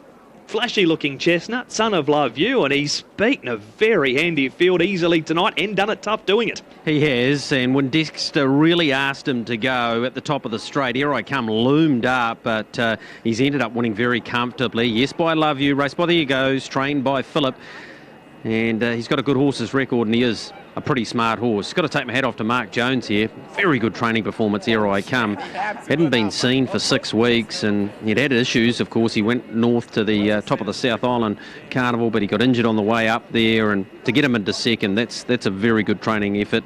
And Sunderland Denny also out of the same barn, filling placings. But all the plaudits here go with Bordeaux. On his winning way, it continues tonight, 5 on the bounce. Judges call, back for race 4 here, 5 minutes to 7. Mark Cookson on the other side. And third, 7, Son of Lendenny. Fourth has gone to 15, Queen Kenny, from 5, Clean Break, and 2, Wanna Play. 11.97, 15.52. The margins 2 3/4 lengths, half a neck, half a neck, half a length. The winner's time was 3:18.3, a mile rate of 2:02.7. The last 858.8, last 429.5. Judge Mark Gallagher's call, the Son of Love You, Bordeaux, we've just seen, take out race number 3 at Addington. Le Monde, number 4 here in race number 3 at Alexandra Park, is by Love You out of Cipollini, and put in the eye-catching run of the night last week here at Alexandra Park when running third. Was last out wide on the corner and came with an absolute barnstorming finish. This one for Sean McCaffrey and Ross Painter. Sean takes the drive at start number 2 and comes into barrier number 3 with the scratching of Gotta Go Twinkle. Bordeaux paid 210 and 120, number 11, 9 Ere I Come 180, and 7 Son of Lendenny 770. Quinella 510, trifecta 162.80, first 4 1871.10. Treble paid $10.10 on 8, 7 and 11. There's Taimati Success. It's runner number 8. It's got the blinds on today. We'll hear from co-trainer and driver Josh Dickey.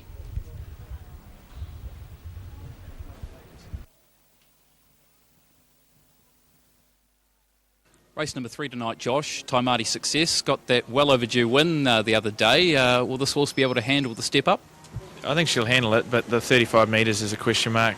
It is a long way for a 3-year-old filly, so we'll have to be careful with that. There is a couple of maidens off the front that are not too bad. Sean McCaffrey's horse, I was quite impressed with that last week. So, we're just going to have to drive her quietly and hopefully get over the top of them. There's Josh Dickey driving Taimati Success here off the 35 with the rest of the C1 horses. We'll get upstairs to you, Aaron White, for your thoughts on the second leg of the quaddie, where we've seen Sir Richie take out the first leg at 15s. Yeah, we're in the way of 4, 11, 8 and 5 here. Mark with Le Monde certainly did get home nicely on debut last Friday night on the back of that. It's going to be hard to beat here, Sean McCaffrey. Still a learning horse, though, the Love You Gelding. But what we saw on debut was pretty impressive, and he might have a bright future. This one, $3.20 into $1.40. We'll put in the 11. St. Michel Manners will be the key around this Sundance chances tonight. Brent Mangos, the trainer and driver, go back 2 starts ago, back on New Year's Eve. That was a very good fourth, and behind Here I Come. Certainly has to be considered. The 8 Taimati Success built nicely to her maiden victory last Friday night. And the 5 The Crown Jewels should have taken a bit of improvement out of last week's fresh up 5th. Anna Donnelly for Nikki Chilcott. 4, 11, 8 and 5 for me, Mark, here in the third. Aaron, you did mention St. Michel there too, Aaron, with the Manners being the key. There has been a bit of a move for this runner. Was $4.80 out to $5.50, back into $4.80 with the TAB bookmakers, and the money's coming for the favourite 2 Solid at $3, thanks to James at the racing desk, and now back into $4.40 for St. Michel. So some good late support coming for the Son of Sundon out of Miss Cadenza, who lined up in a C1 to 3 event in late January and botched the start there, but does go back to lining up against maidens here. But as mentioned, Le Monde is a very good maiden, and that victory shouldn't be too far away. It should come here. It's at $3 across the board. Just over start time for race number 3 tonight. The first of our features tonight's race number 4 on the card. That's the Cullen Breeding Young Guns Series Mobile Pace for the 2-year-old fillies, featuring Strawberry Stride, the $165,000 purchase. Filly by Bettis Delight, who won last week in very good style, but My Kiwi Lady has performed well at the workouts and gets the inside draw in race number 4. But this is race 3 with a carry forward of 1,900 in the first 4. Look at that pool, it's building nicely as we join Aaron for the call of the third. Square Gators about to face up to a starter Frank Phelan, Glen 11, Arana Lee, Le Monde, the Crown Jewels and Angus Fogg on the front tape. Ace Moment, Taimati Success, Highland Star, St. Michel from 35 behind. Barrier Strands Release in the second. The Majestic Horse Floats handicap trot make it the third, and coming out nicely Le Monde. Now Arana Lee's gone up in the year early, as to the Crown Jewels. Angus Fogg's made a good enough beginning. Glen 11 is going to settle down next, but as I mentioned, its name, it's rolled into a gallop. St. Michel safely on the journey and booming through. Will be up to second onto the stables corner. Then came Ace Moment, Taimati Success, and back with those Arana Lee's settled. They're followed by Highland Star. Glen 11 gets back in the field, and 3 to 4 lengths to the Crown Jewels. So Angus Fogg with Derek Ball aboard leads by 5 into the back over St. Michel, doing everything right in the early part of the run for Mango. There's 7 lengths away in the field then to the race favourite Le Monde, and there followed Ace Moment. Then came Arana Lee, Taimati Success to the inside of her, lead time 50.8. 3 lengths away Highland Star, they're followed by the Crown Jewels, and off stride through the back was Glen 11. So they work the showgrounds turn, and Angus Fogg in front. The son of Angus Hall with 1,400 to go leads by 2. From in second to St. Michel, 2.5. Le Monde is third, and 3 back on the markers. Then came Ace Moment. Arana Lee first parked on the outside for Hurley. He will get cover as the race favourite Le Monde springs out ahead. Back on the inside, Taimati Success. There followed Highland Star. And the last of the winning chances is the Crown Jewels. And further away, Glen 11, opening quarter 32 and 3. Angus Fogg, Judge Bell, 1 to go, leads by a length over Le Monde up on the outside, sitting park. And St. Michel, lovely run in the trail. Arana Lee 1-1 for the Iceman. Then Ace Moment, the inside of it. Stablemate Highland Star. Taimati Success, the inside of the Crown Jewels. And 20 lengths away to Glen 11. 800 left to trot. The Majestic Horse Floats handicap trot, the third on the card tonight. And Angus Fogg cut out the second quarter, 31.2. Leads from the race favourite Le Monde, doing it tough out park for Sean McCaffrey. St. Michel in the trail. Arana Lee 1-1. Ace Moment, Bernie Hackett 3 back on the inside, then Highland Star with Zach Butcher aboard. Taimati Success awkwardly spotted, 4 back the inside for Joshua Dickey as they turn off the back, and then came the Crown Jewels. So off the back they come, and they're on the showgrounds turn their final time and around to the 400 metres. Back straight quarter in 30.5. And the leader Angus Fogg, Le Mans right there. St. Michel will wait the passing lane. Arana Lee, Highland Star getting around runners now. Ace Moment the inside, Taimati Success, and the Crown Jewels homeward bound. Le Mans now gets the measure of Angus Fogg. St. Michel comes strongly through on the passing lane. Le Mans, Angus Fogg, St. Michel, this trio to fight it out. Le Mans, Angus Fogg, St. Michel diving on the passing lane. Le Mans, St. Michel the inside. Le Mans too strong, will win by a head over St. Michel. In for third was Angus Fogg. Photos fourth, Taimati Success and Ace Moment. They were followed by the Crown Jewels, and then came Highland Star, Arana Lee, and Glen 11 to be the last one through. 254.1 and 29.2 was the final 400 metres. Le Mans backing up a very good debut third last Friday night. He's done a bit of work in the run too, the son of Love You. He's got a bright future ahead. He's out of Cipollini. Races in the famous Hunter colours. Gets the job done over St. Michel. Angus Fogg. Ace Moment will be fourth in front of Taimati Success. And the Majestic Horse Floats handicap trots.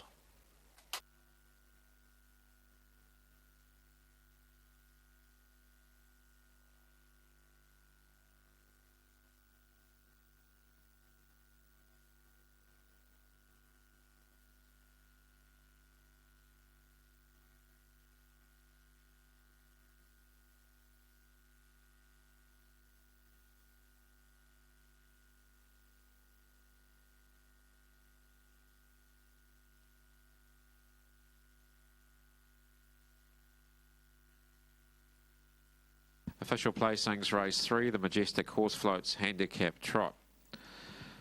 4-11-6-7-8-5. 4-11-6-7-8-5. Horse 4, Le Mans, trotted the 2200 metres from a stand in 254.15. Mile rate of 27.3. Last 859.7. The 429.2. The margins are half neck and neck 6.5 lengths. 4-11-6-7-8-5. Race 3, the Majestic Horse Floats handicap trot.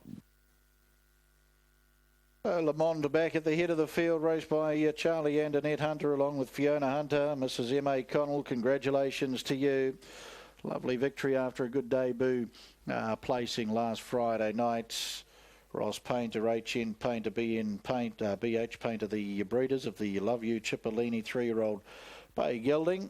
Sean McCaffrey, Ross Painter prepared at Cambridge, and Sean McCaffrey doing the driving back at the head of the field after the Majestic Horse Floats handicap trot.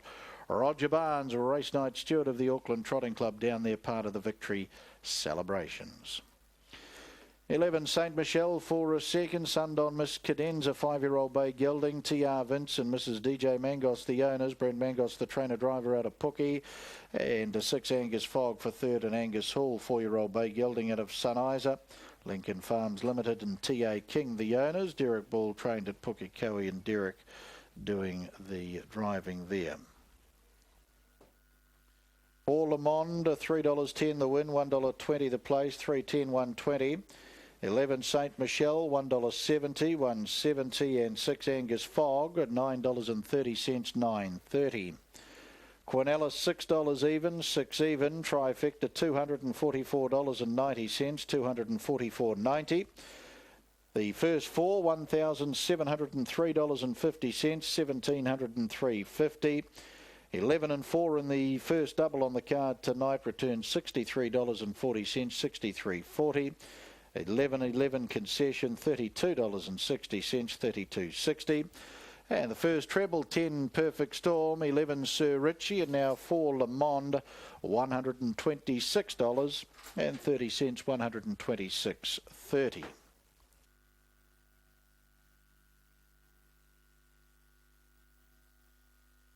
First of two kids carts races out on the track, not too far away. Veterinarian Associates, Equine and Farm. Kids carts 400 metre trot. Veterinarian Associates. 12 Sim Road and Karaka Road 92947307 and vetassociates.co.nz. Great supporters of the Kids Carts movement, Veterinarian Associates. Cameron Shaw to take you through the Kids Carts here tonight.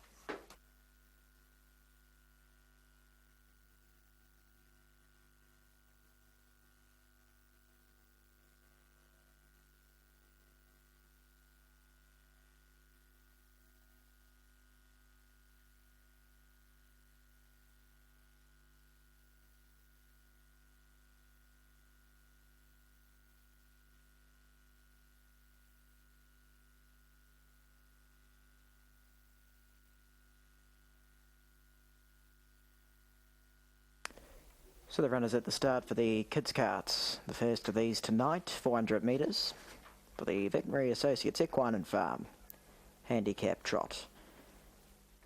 And they're off just like that. Delight Folletti from the front got out the best, with Snacky hopping straight onto its back, and they're well clear of those off 40 metres behind, being Highway Hopscotch and Latte in behind.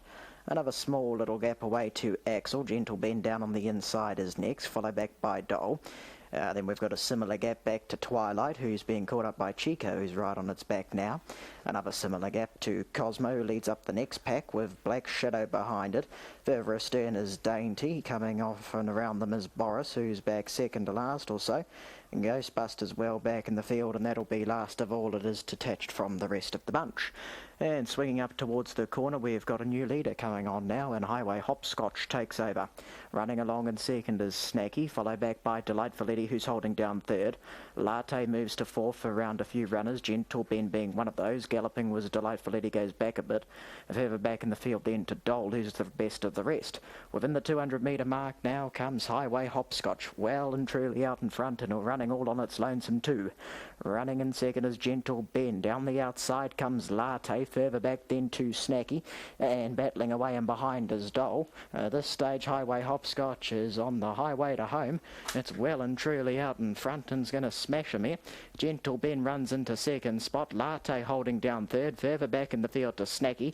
Starting to come on with it when it was all over was Axel, but Highway Hopscotch, impressive indeed. Well and truly away, gets it nicely.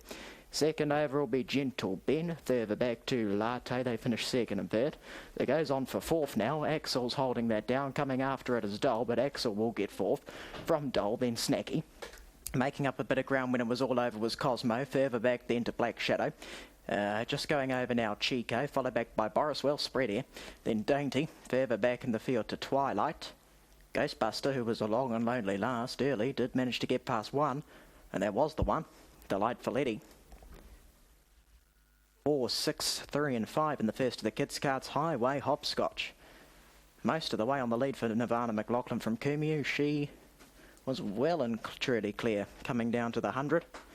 Even further in front of the post, and impressive indeed. Gentle Ben second, Caitlin Veacock also from Kumu. And a Kumu trifecta, Tiffany Winslow with Latte third, holding out Gentle Axel rather. And Amber Mitchell from Franklin. 4, 6, 3 and 5 in the Vet Associates trot. The Kids Carts, the first of those to 4. Highway Hopscotch and Nirvana McLaughlin.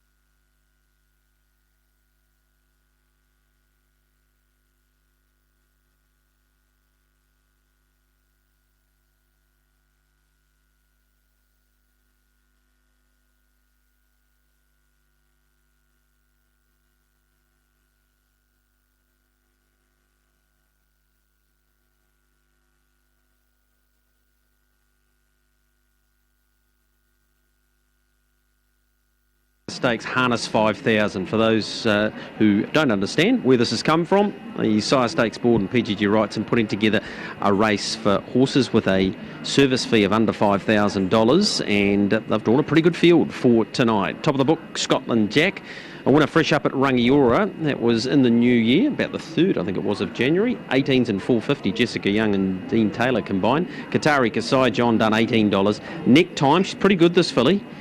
She wasn't 100% up at Blenheim. She still raced well, and she's 361.35. Dexter Dunn, hear from him in a moment about that. That's the first of the Terry and Glenys Schmiel runners. The second being Franco Tai at $12s and $3. He's done a good job, but was disappointing at Rangiora at the weekend.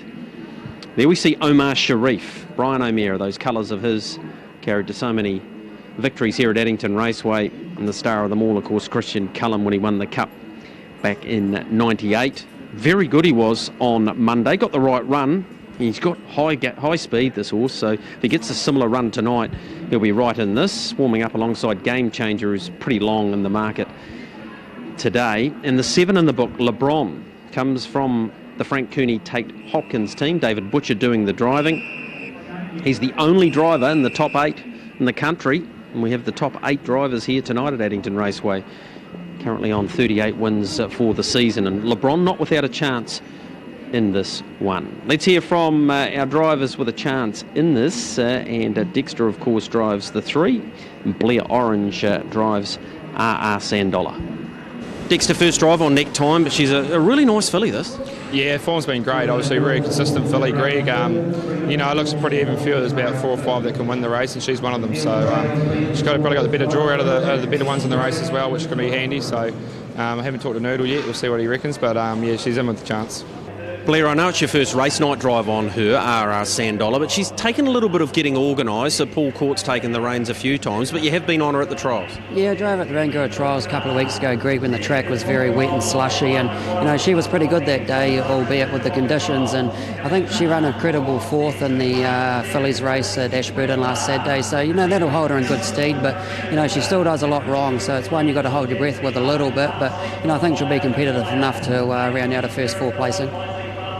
So Blair Orange there, he's already had a couple of placings tonight, and of course Dexter Dunn's had a couple of wins, and he leads the Stonewall Star Drivers Challenge. He was $1.10, so plenty of multis, probably some going through to the sprint tomorrow at Te Rapa. What an exceptional field they have for that. Good luck to Ken Rutherford and the team there tomorrow, but the depth in that field, and of course the likes of Coe on the card as well, should ensure pretty big crowd there for their day. So 3 minutes out from a start. Starts another treble, of course, third leg of tonight's opening quaddie. The opening treble just paid over $10, and with Field Marshal into Bordeaux, one of the 3 favourites wins here. It's going to be a pretty short-priced quaddie as we go to race number 5. And the likes of Rocker Band, Art Critic, Lightning Mac, definite chance in the race. Of course, Barry Purdon, Trek South with Democrat Party. So it's a very good field for the Garrard's Horse and Hound Premier Mares tonight.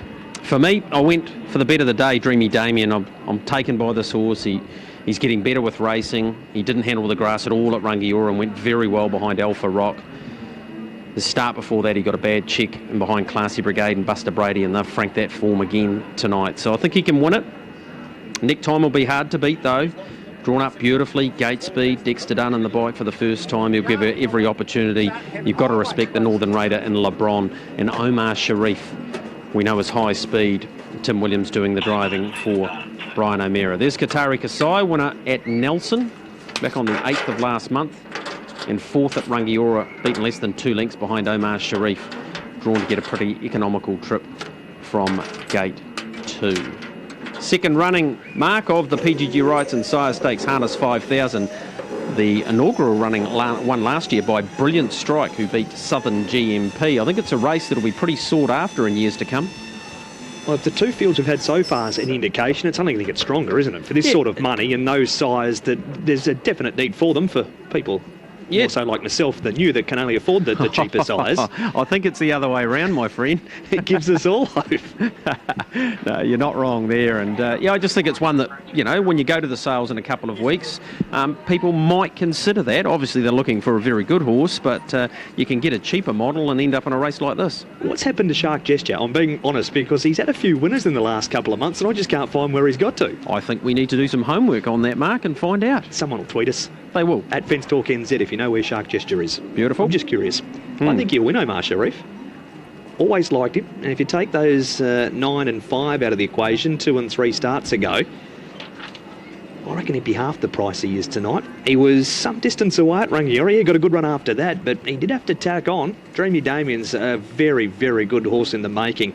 He's raced the best right throughout his career. 3 neck time with her gate speed and 6 RRCN dollar. Field of 9 all off the front. PGG Wrightson, Sire Stakes, harness 5,000. And they're moving up. Omar Sharif, inside of Game Changer.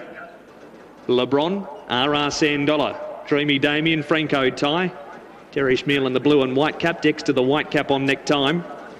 Scotland Jack and Qatari Kasai. This is race 4. We've had a non-tote prior to the first race tonight.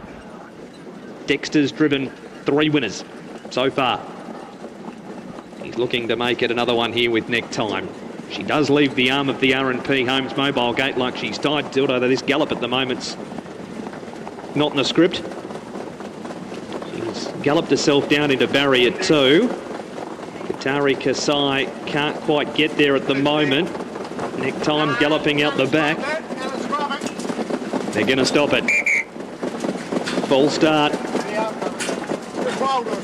Must have been a pretty close run thing.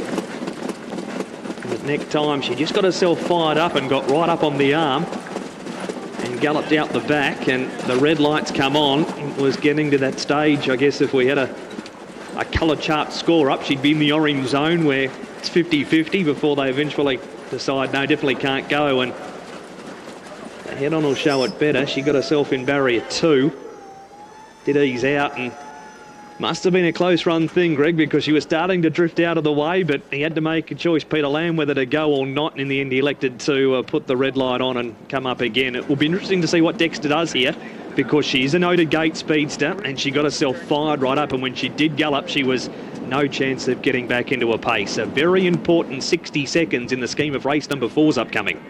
It is, Mark. We'll certainly get notification of that as soon as possible, and we'll pass it on to you. Apologies too.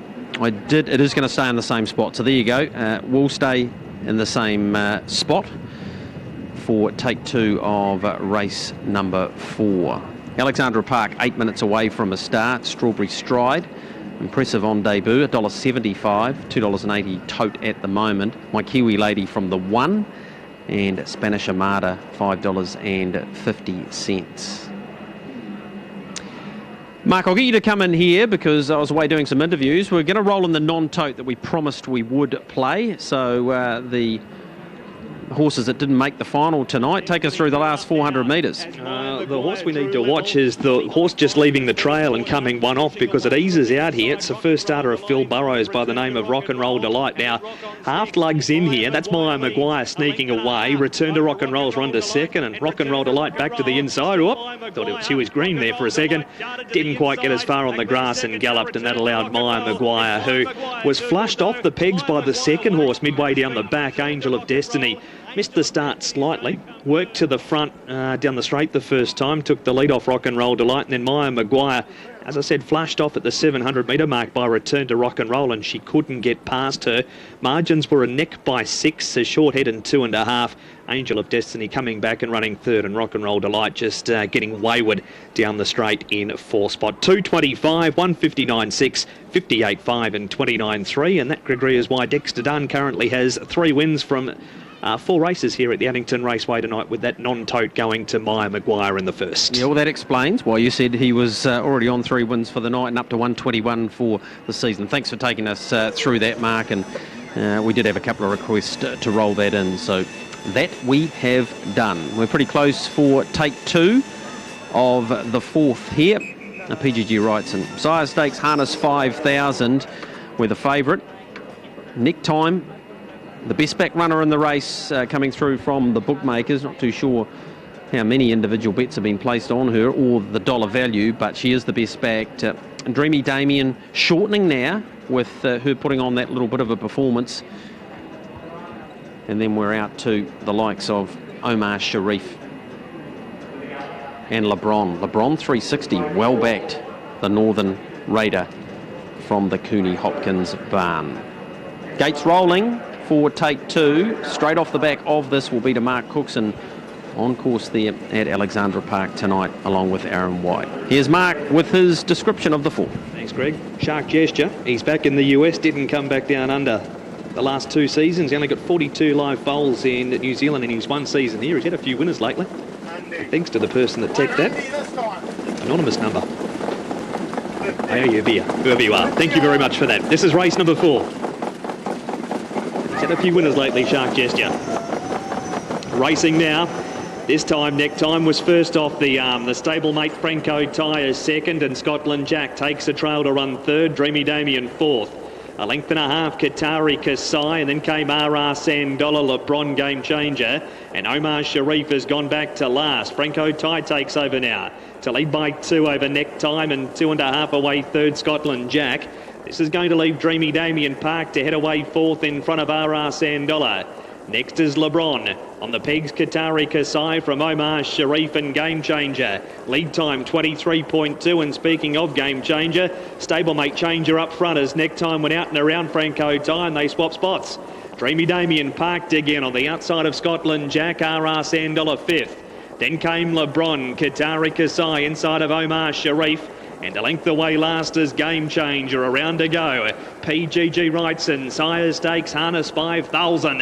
And Next Time and Dexter Dunn lead. The first quarter in 30.6. Neck Time, a length and a half. Second trailing is Franco Ty and parked to head away third, Dreamy Damien. Scotland Jack 3 back the inside from RR Sandola. Next is LeBron. Over next to the pegs, Qatari Kasai from Omar Sharif and Game Changer. To the back goes Neck Time. Dexter looking for 4 for the night and leads a length. Only 3 count, or rather 2 count for the Stonewall Stud Drivers Challenge. And Neck Time leads ahead. Second, Dreamy Damien. Third, Franco Ty in the pocket. RR Sandola fourth, and they speed right up. Then Scotland Jack, LeBron, to Omar Sharif, Qatari Kasai and Game Changer. Second quarter, 30.5, 61, 1.5. Neck Time kicking, drew a length and a half, Dreamy Damien. Franco Ty in the pocket behind the stablemate from RR Sandola. Then Scotland Jack, LeBron, 2 lengths Omar Sharif and Qatari Kasai. Third quarter, 27 and 1. And Neck Time leads in, 2 lengths Franco Ty. RR Sandola's down the middle. The leader though is Neck Time. RR Sandola's out after it. LeBron went to third. RR Sandola and Neck Time. RR Sandola's just in front. Neck Time coming again and worried him out of it. Neck Time, wow, has beaten RR Sandola and LeBron. Scotland Jack ran fourth, then Qatari Kasai. Next in Omar Sharif, Franco Ty. Dreamy Damien went for a gallop at the top of the lane. He was beaten at the time, and Game Changer is the last one in. Neck Time, that's 4 for Dexter. At 350 and 130, this filly just won't lie down. She worked, she got crossed, she got headed. Last quarter, 27.8. Last mile, 156. 54.9 for the last half. RR Sandola had the cold shot at her, and she's come back and worried him out of it. What a superb win. She can rattle off time. She had to work twice to go out and around the stablemate.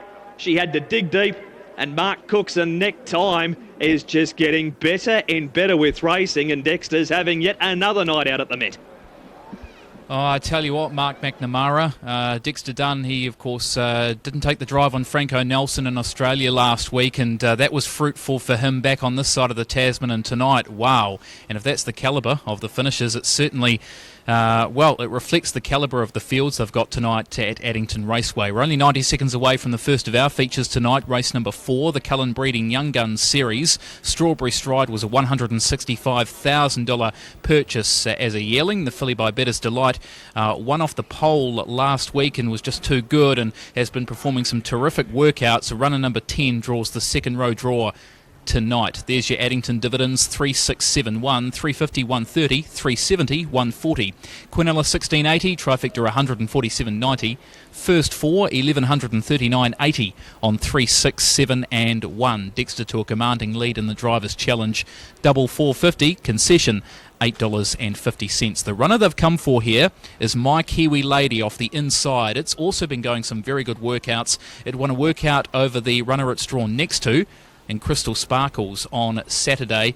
A really good workout last week and has the 8 of the pole. Maurice McKendry drove a $15 winner earlier on in the program in the first leg of the quaddie, driving here for Stephen Reid and Simon McMullen. It has been backed with the bookmakers, $6 into $4.50 now for My Kiwi Lady.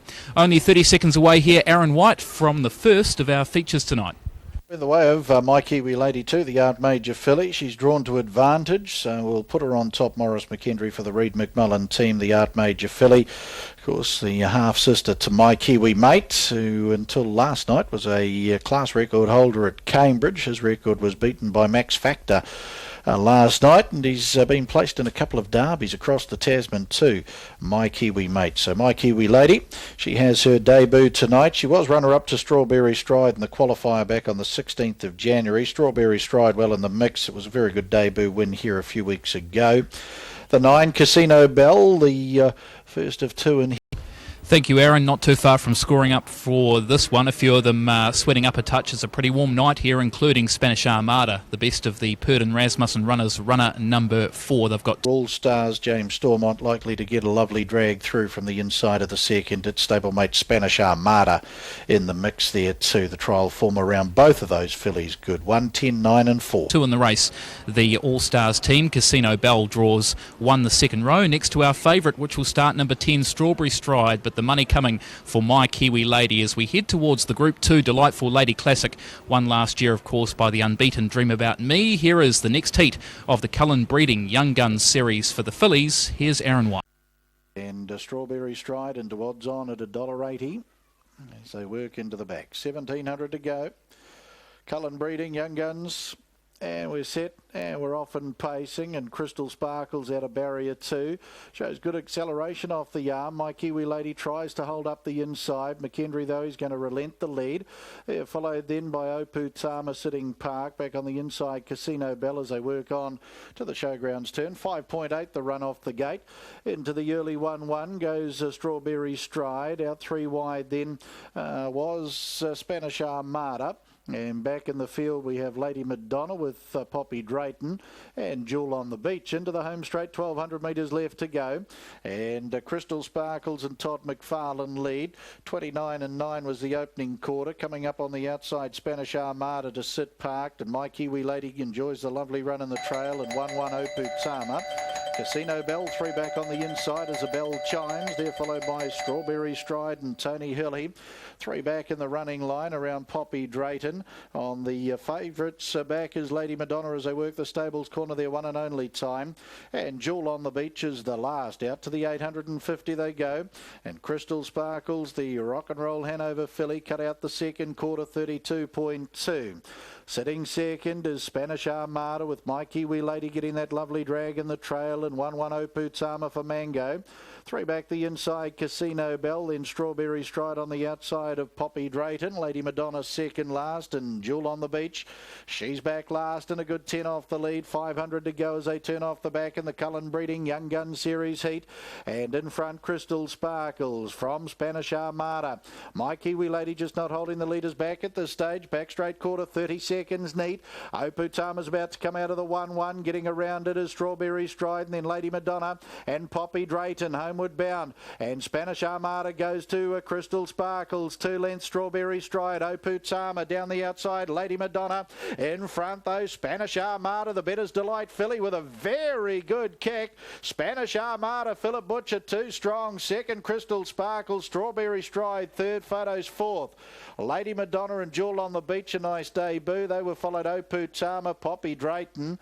Back in the field, Casino Bell. And My Kiwi Lady, after a nice trip, found nothing. She'll be the last. 205.6, 27.6 will be the final quarter. Spanish Armada had to do all the work in the race. Sat 3 wide, then parked. Boy, she's found a nice kick when Philip Butcher felt for at the 150. She's come away powerfully. Crystal Sparkles will be second.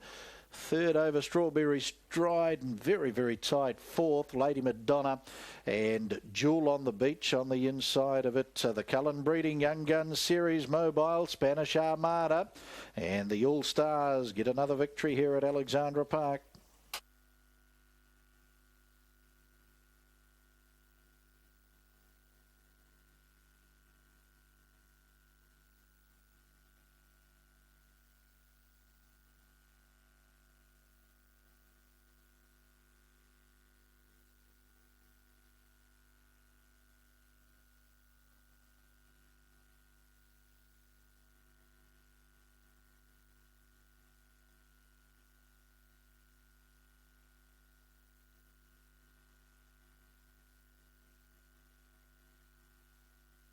Official placings race 4, the Cullen Breeding Young Gun Series Mobile Pace. 4, 2, 10, 11, 7, 3. 4, 2, 10, 11, 7, 3. Horse 4, Spanish Armada, paced the 1700 metres in 205 on debut in 205.64. Mile rate of 158.9. Last 857.6, 427.6. The margins 1 3/4 lengths, 1 length, 1 1/4 lengths. 4, 2, 10, 11, 7, 3. Race 4, Cullen Breeding Young Gun Series Mobile Pace.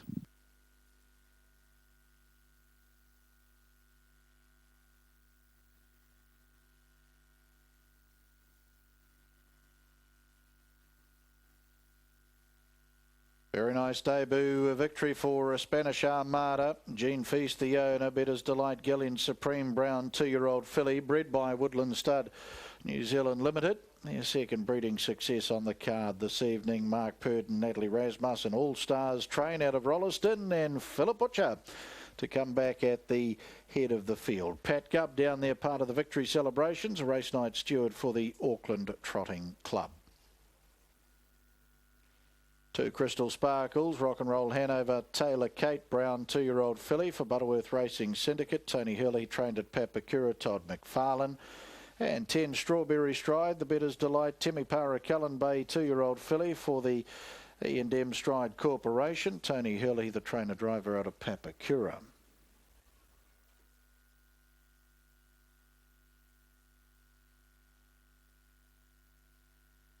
For Spanish Armada, $7.20 and $1.70. $7.20 and $1.70. 2 Crystal Sparkles, $2.90, $2.90. And 10 Strawberry Stride, $1.30, $1.30. Quinella, $89 even, $89. The Trifecta, $249.70, $249.70. First 4, $2,563.10, $2,563.10. Powell Transport Handicap Trot, 2,700 metres. The 5th on the card this evening will open the middle treble. Take out number 14, All Royal Gal. The 5th is time to go at 7:35.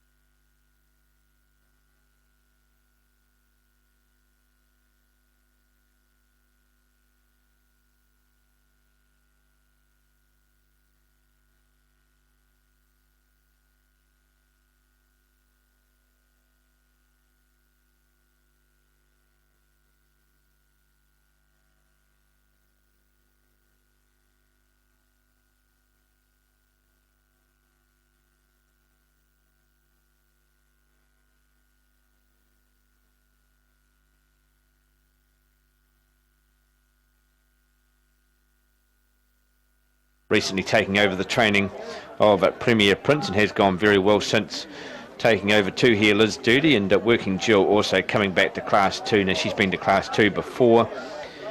2 chances in the race here for Liz. She won't be happy with the box draws, but all the same, both good chances if they can get away from the squeeze draws in the early part of the race.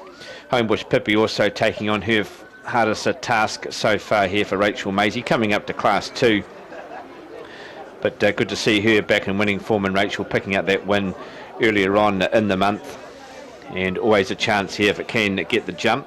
Does show box speed, so that could come in handy here for Homebush Pippi. And Arnie Clark, he's already picked up a win tonight, Arnie, and he's got Elite Dose here. And I'd say Elite Dose is probably a better chance than the one for him that won recently earlier on in the night, Opawa J. So Elite Dose here also getting run down in that last start here on Monday, looking to go one better here in the first leg of place 6. Good luck with your place 6. Also kicking off the double and treble, and Dandy Star looking to continue her very good record. The litter going for 2 wins. Out in box 8 is the favourite. Lure Ascent on its way, set to go, ready and racing off the inside here. Chinese Star jumped okay, but not as good as Corborn Kiwi, and out wide Dandy Star's also looking to charge up. Around the outside comes Homebush Pippi, not too far away Elite Dose, a couple back to Working Jill, also back in the field Pixie Dust and Premier Prince, they go for home. Dandy Star in front, clearing out down the outside Corborn Kiwi, Dandy Star, Corborn Kiwi, then we go to Chinese Star, has got through for 3rd, very close here for 4th. Homebush Pippi charging home was Premier Prince.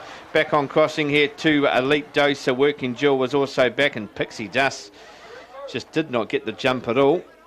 Went up with the lids, has made up a bit of ground, but will be at the back. Dandy Star just swoops around the outside, picks up her 3rd win from box 8, 5th win overall for Delwyn Hunt. Corborn Kiwi's gone a big race down the outside, but runs out of time. And Chinese Star with that box 1 will put a bit of form on the board as well. 8 Dandy Star for Delwyn Hunt. Makes the trip back to Tokoroa all worthwhile. Good run by Corborn Kiwi here for Jake Bill. And Chinese Star off the rail into 3rd ahead of the 6. I've gone 17.82, so that's the quickest so far for the night. And at the run home, no, that's gone. We'll go to the margins, 1 length, 2 1/4. And 3/4, I think, the margin there for that 3rd margin. And just waiting for those times to come back up. But number 8, Dandy Star by Star Conquest out of Jetson Jules here for Delwyn Hunt. Went a good 2nd, 6.95 the leader. Went a good 2nd here earlier on in the month, and comes up with the Class 2 victory. And just waiting for that run home to come up. The board playing games tonight. We'll go to the result first of all, though, and Dandy Star at $2.70, 1.30. Corborn Kiwi at $2.40, and Chinese Star at $1.70. 3.8 Quinella, $11.40. 831 Trifecta, $79.90. 8316 first 4 there, $758.80. Wrapping up the result there for race 7. And still no run home as yet. 6.95 that leader. On to race number 8. This one, the Pallart Mountain Scientific Nutrition. This one for the Class 2 and 3 sprinters. And looking forward to this one. To Allegro will go my first selection on the downgrade. Brilliant Jailer. Also a recent downgrader in for 2nd. Putting in All in Berlin. Also on the downgrade, and Wheelie Rascal. Our next race here at Hattrick. We're only 6.5 minutes away from race 5 here, Greg, where I believe the inquiry there in that last race dismissed. Yeah, thanks for that, Daryl. No change there. Just had a look to see how far Dexter had run up the straight with up the track with neck time, and wasn't proceeded with, so that inquiry over. Here's one of our features of the night, the Garrard's Horse and Hound Premier Mares Championship, and gee, this horse has been won by some good horses over the years. Last year it was Pemberton Shard. Prior to that, get this lineup: Carabella, Better Cover Lover, and Adore Me in 2014. And you go back to 1998 when it all kicked off. Bionic Chance and Mike DeFilippi were winning, and there's been a string of good mares, including Blossom Lady, win it on 3 occasions. The most remarkable thing about that was she won it 2 years apart with each of those wins. There's the favourite, Rock Abandon, this, 240.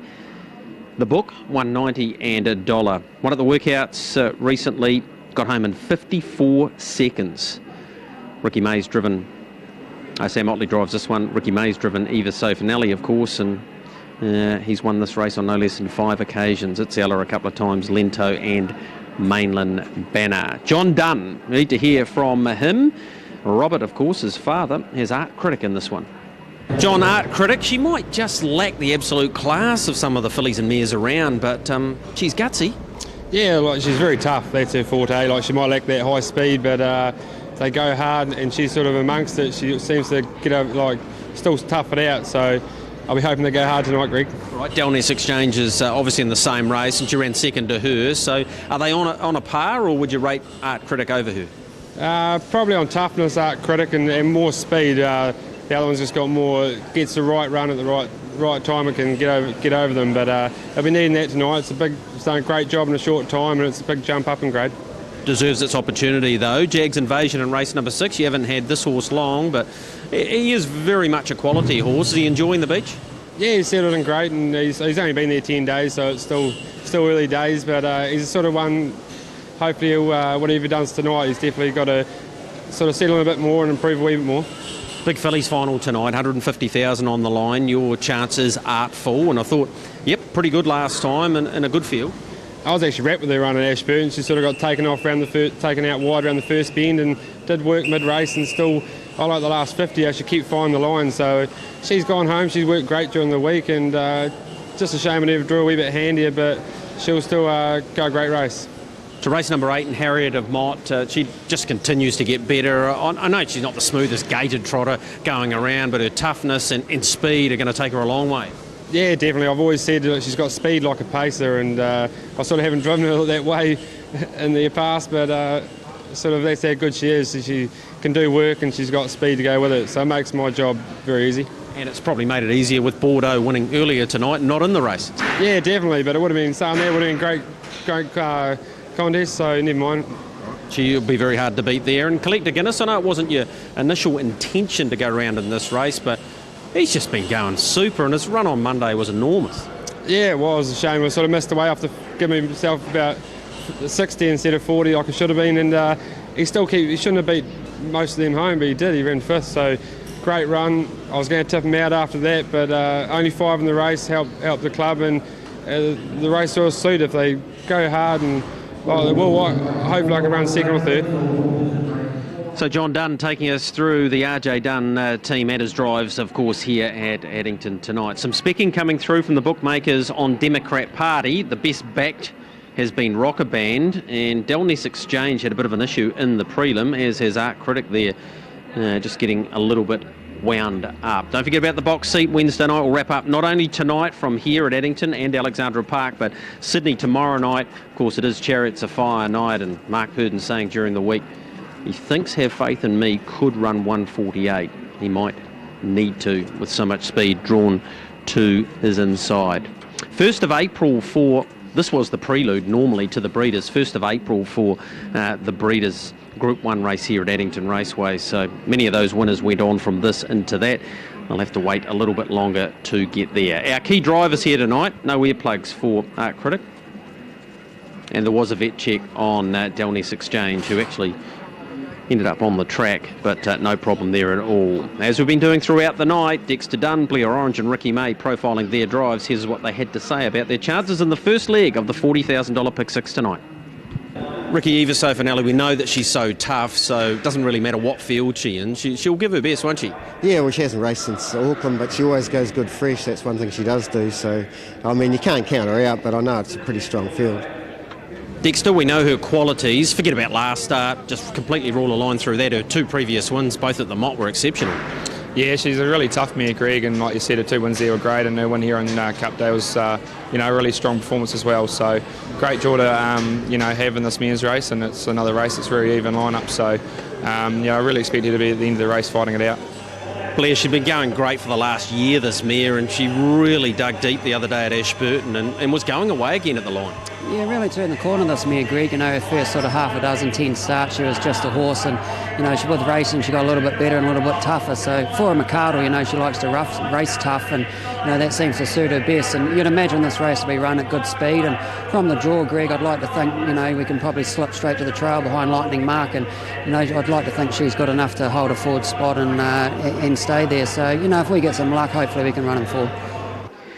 So the key drivers here tonight giving us their insight into the Group 2 feature, the Garrard's Horse and Hound Premier Mares Championship. I had them 7, 2, 9 and 8. Rocker Band, couple of thousand on at $2.40. $45 in the quaddie, if you're still live there. Many people are. 89 with Lightning Mac from the inside draw. Should be a good contest this. Mark McNamara as the whistle's blowing for our fifth. As Greg, and they're about to come up for race number 5. Drivers in this race are sporting black armbands. It's been a terribly sad week with the passing of Lanier O'Connell. One of the first faces you'd quite often see when you walked into harness race in New Zealand. Always smiling, Len. Super friendly person, and taken at a far too young age. And shocking news coming out over the last 7 days with the passing of Lanier O'Connell. To Blair, Taylor and Tristan, we offer our deepest condolences. And Lynn's funeral will be held here at Addington on Monday at 11 o'clock, and I'm sure there'll be a massive amount of people here for it, and drivers sporting those black armbands tonight in this Garrard's Horse and Hound Premier Mares Championship as a mark of respect for the late Lanier O'Connell. Pretty close to a start, race number 5. Favourites Rocker Band, they're all set. Green light racing. Lightning Mac's going to hike out from the inside gate and just going to lead on a rear. Tango's Delight eases over to be second. Eva Sofinelli third. Flying Heather broke out and gallops back to last. Valaluster's a length and a half away fourth from Downest Exchange, who's 3 wide easing over to the running line. So Rocker Band now 3 wide. Art Critic 4 wide from the Northerner Democrat Party. And Flying Heather's still in a gallop, and it's curtains for her. 1,500 metres to go, and Lightning Mac went the lead time in 23.5 and leads over the trailing Tango's Delight. Length and a half away third is Eva Sofinelli, Valaluster Park, but there's cover coming as both Art Critic and Democrat Party are 3 wide. Downest Exchange went to the pylons from Rocker Band, who's a bit keen back at the tail end. And Flying Heather's tailed off. Lightning Mac and Dexter looking for 5 for the night. Leads a length and a half. Art Critic Park now, Democrat Party 3 wide. Tango's Delight fourth the trail, Valaluster fifth the middle. Rocker Band 3 wide and 1 back. Eva Sofinelli 3 back the pegs. A length and a half. Downest Exchange off the inside again, and Flying Heather is last. First quarter 31.2. Garrard's Horse and Hound Premier Mares Championship, and they turn to the back at the 850. And Lightning Mac, who rattled off a really fast run here during Cup Week of around a 155 mile rate, joined up front by Rocker Band, and she's just about pulled herself to the lead. Rocker Band. Democrat Party's a length away third. Tango's Delight fourth the inside from Art Critic. Eva Sofinelli restraining to ease away from the pegs. And then Downest Exchange and Valaluster with Flying Heather tailed off. Rocker Band is keen to go. Second quarter was 28.7, 59.9 for the half. She leads a length on Democrat Party. Lightning Mac waits on the terror to love it. Pine Leaf Farm passing lane. Tango's Delight fourth, driven up 3 wide. Art Critic. Then Eva Sofinelli and Downest Exchange. Third quarter 27.6, and the leader Rocker Band hoods off. Democrat Party's a length away. Then Tango's Delight and Lightning Mac. Rocker Band ahead. Democrat Party, here she's got her on the outside. Tango's Delight's coming after Democrat Party. Democrat Party a neck. Tango's Delight though is going to swoosh on by. Tango's Delight won it, beat Democrat Party. Third Rocker Band, fourth Eva Sofinelli. Next in Art Critic, Valaluster, Lightning Mac, and then Downest Exchange, and Flying Heather with that early gallop will be the last one in. Tango's Delight number 4, Gavin Smith at $34 for the win, $4.80 for the place. Democrat Party $1.50, and Rocker Band is going to pay $1.20. Last quarter's 29.1, last mile 156.6. Eva Sofinelli's going to run fourth. Democrat Party hit the lead. She just took a little while to wind up Tango's Delight, but when she did, she knuckled down. She makes it 6 from 38 for Ronnie Dorr. And off the race behind Seal the Deal, where she galloped in the Amberley Cup. Back to the grit, short course mobile tonight. She followed Democrat Party, and this race somewhat decided at the start too, Greg, as we can see Lightning Mac hike off the gate. Tango's Light was able to get in behind her and then get one off rounding the last turn to follow Democrat Party, who looked the winner, and in the end has nabbed her up the lane and pick 6. $34 winner. The only people cheering is a few in the sports area at Petone. Yeah, you're not wrong there, Mark. Tango's Delight back in winning form. Got it wrong earlier in the week, but you've got to take your hat off to Gavin Smith. He's got her in the right sort of form, and he's driven her beautifully. Big run from Rocker Band. Pulled too hard in this race, and we'll hear the time and realise why. Second, 9 Democrat Party, and third, 7 Rocker Band. Fourth has gone to 6 Eva Soft Nelly, from 8 Art Critic and 2 Vela Luster. 4, 9, 7, 6, 8, 2. The margins 3/4 of a length, 1 3/4 lengths, half a neck, 4 1/2 lengths. Winner's time was 2:20, a mile rate of 155.5. The last 856.3, last 428.9. Shouldn't be too far away from having that result out of Addington Raceway, as an exciting night of harness racing continues there. We return here to Alexandra Park for race number 5 tonight. We've had a $15 winner in the first leg of the quaddie, and we had a Purdon Rasmussen winner at $7 odd in the third leg of the quaddie, the Young Guns Series 2-year-old fillies heat in Spanish Armada, and this is the toughest leg of the early quaddie. It's race number 5, around about 4 minutes out from a start. The Powell Transport handicap trot over the 2,700 metres, just at San Diego Love off the front, and then the rest are all off 10 metres. And, well, it's a tough race. If you look at the bookmakers, they've got very persuasive as a $6 favourite. Fixed odds opened at $4.40 yesterday, along the same line as Rock Tonight. For the Michelle Wallace and Bernie Hackett team, they've got a number of chances in this particular race. And then further down, you've got Hot Chocolate Tart, who's taking advantage of the drop-back rule after racing some nice types over the December and January period. Tango's Delight, $34 and $4.80 in race 5. Number 4 defeats 9 Democrat Party. The money came for it late, $1.50, and 7 Rocker Band, $1.20. 4-9 Quinella, $58. 4-9-7 Trifecta, $573.10. First 4, $3,721.40 with a carry forward of almost $2,500. 7-11 3-4 Early Quaddie paid $1,034.50. In the first leg of pick 6, 1,644 live units remaining, one leg down on a premiere night. So there's a look at Commander Paris, opened at $9.50 yesterday. Todd Mitchell takes the drive, another one for the Wallace-Hackett combination.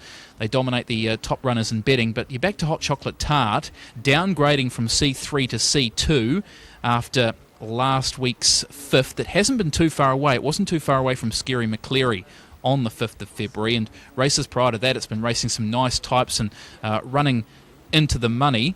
The daughter of Continental Man for Nikki Chilcott, of course, she's out with the shoulder injury, so Dylan Ferguson's been driving the most recent race day appearances at Cambridge and here at the park. Start number 37, searching for win number 7, Hot Chocolate Tart. Option 505, 750, 7's also on the tote. Lucky Fortunes number 8, having its 5th start back this campaign for Andrew and Lynn Neal. Manners the key. Can it get things right off the tape this week as opposed to last week? A couple of minutes out from the final leg of the early quaddie. Tough leg of it. Aaron White, how did you see it?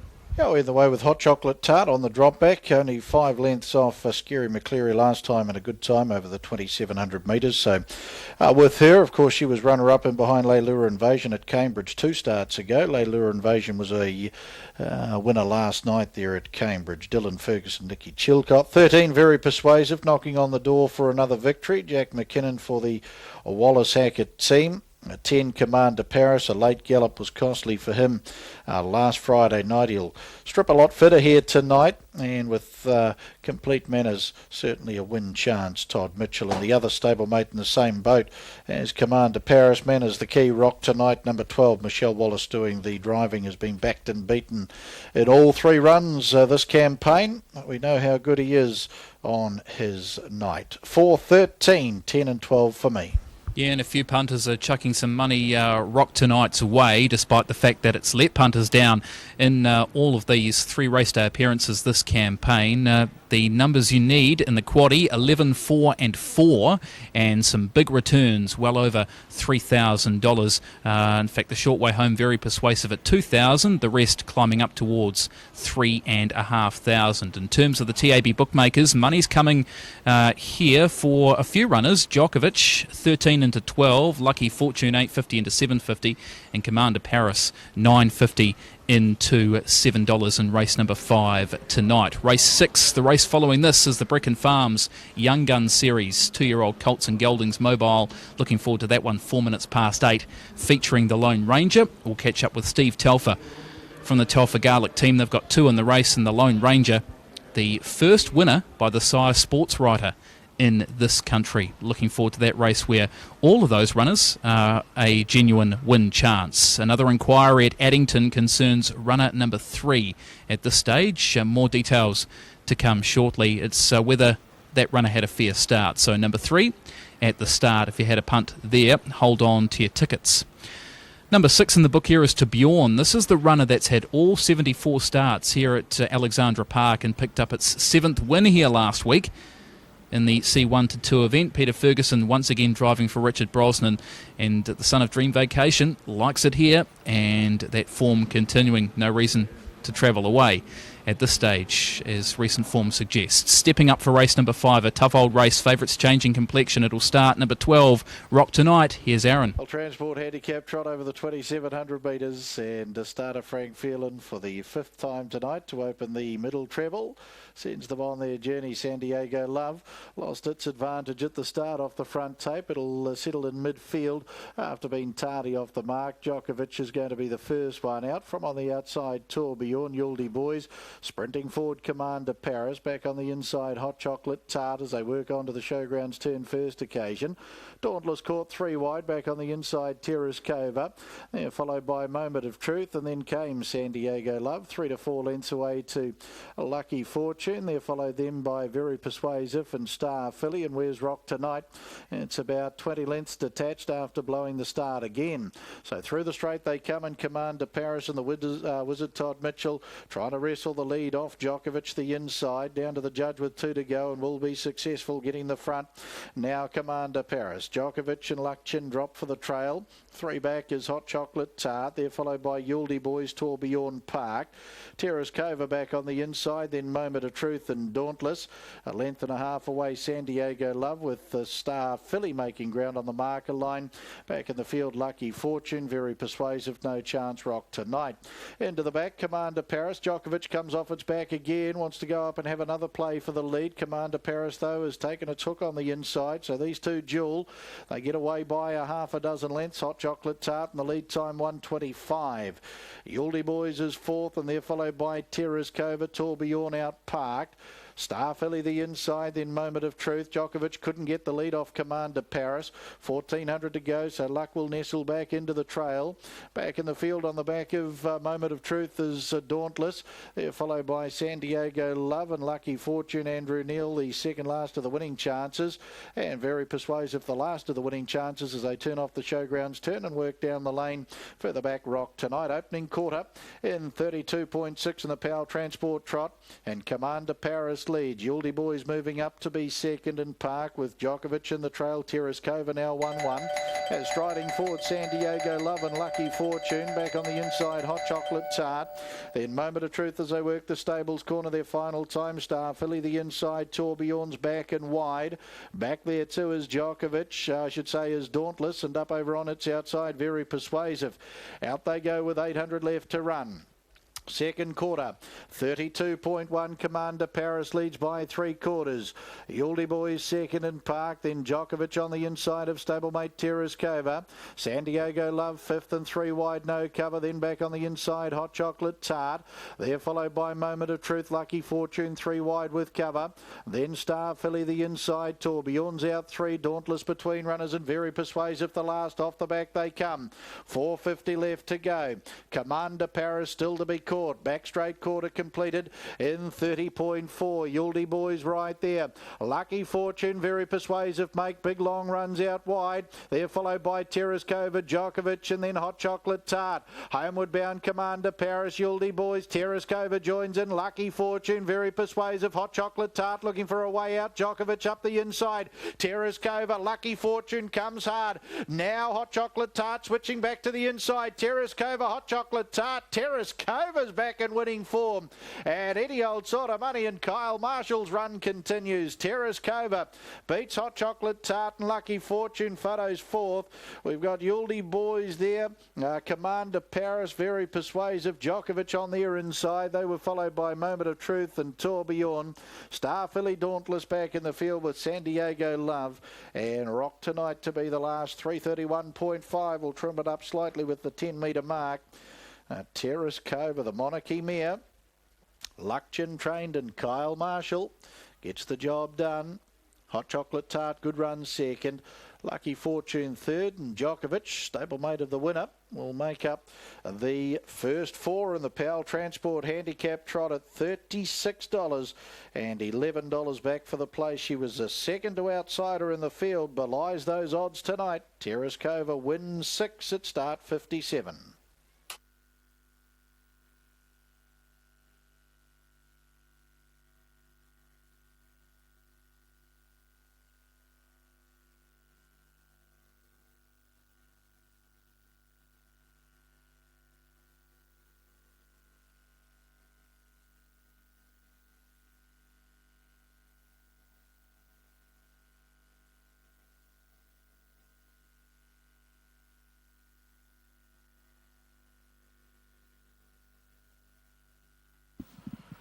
Official placings, race 5, the Powell Transport Handicap Trot.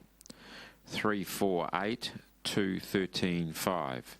3, 4, 8, 2, 13, 5. Horse 3, Tereskova, trotted the 2,700 metres from a stand in a handicap and a net time of 3:30.6.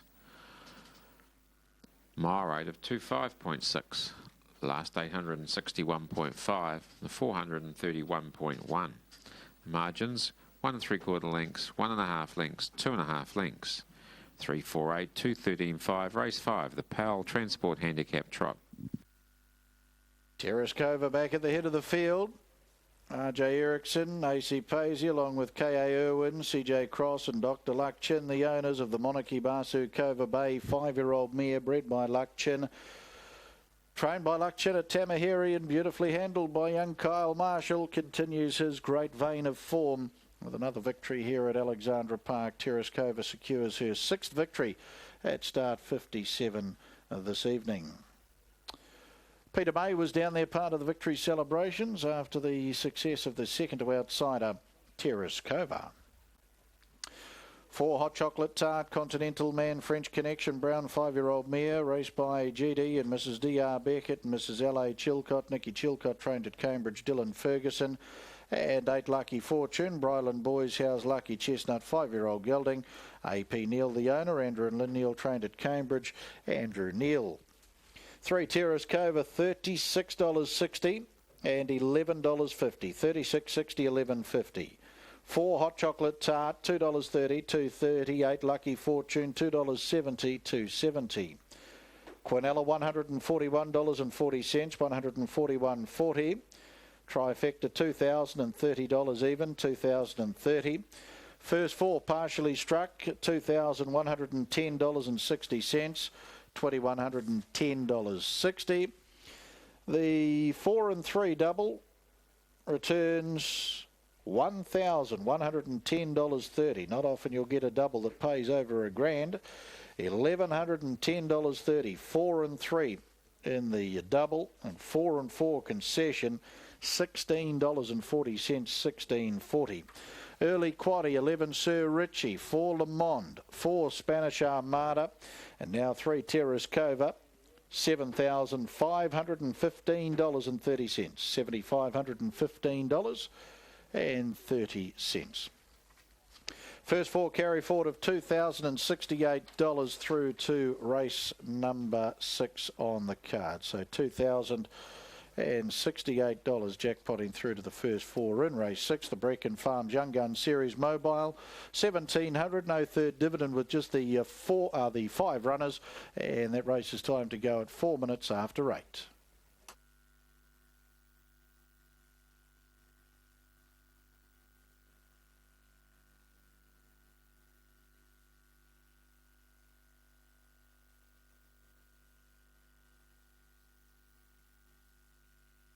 So the second of these kids cards tonight are at the start for the Stonewall Stud and Stables 400 metre handicap trot. Of course, Steve and Chris, the trainers there for Stonewall Stud.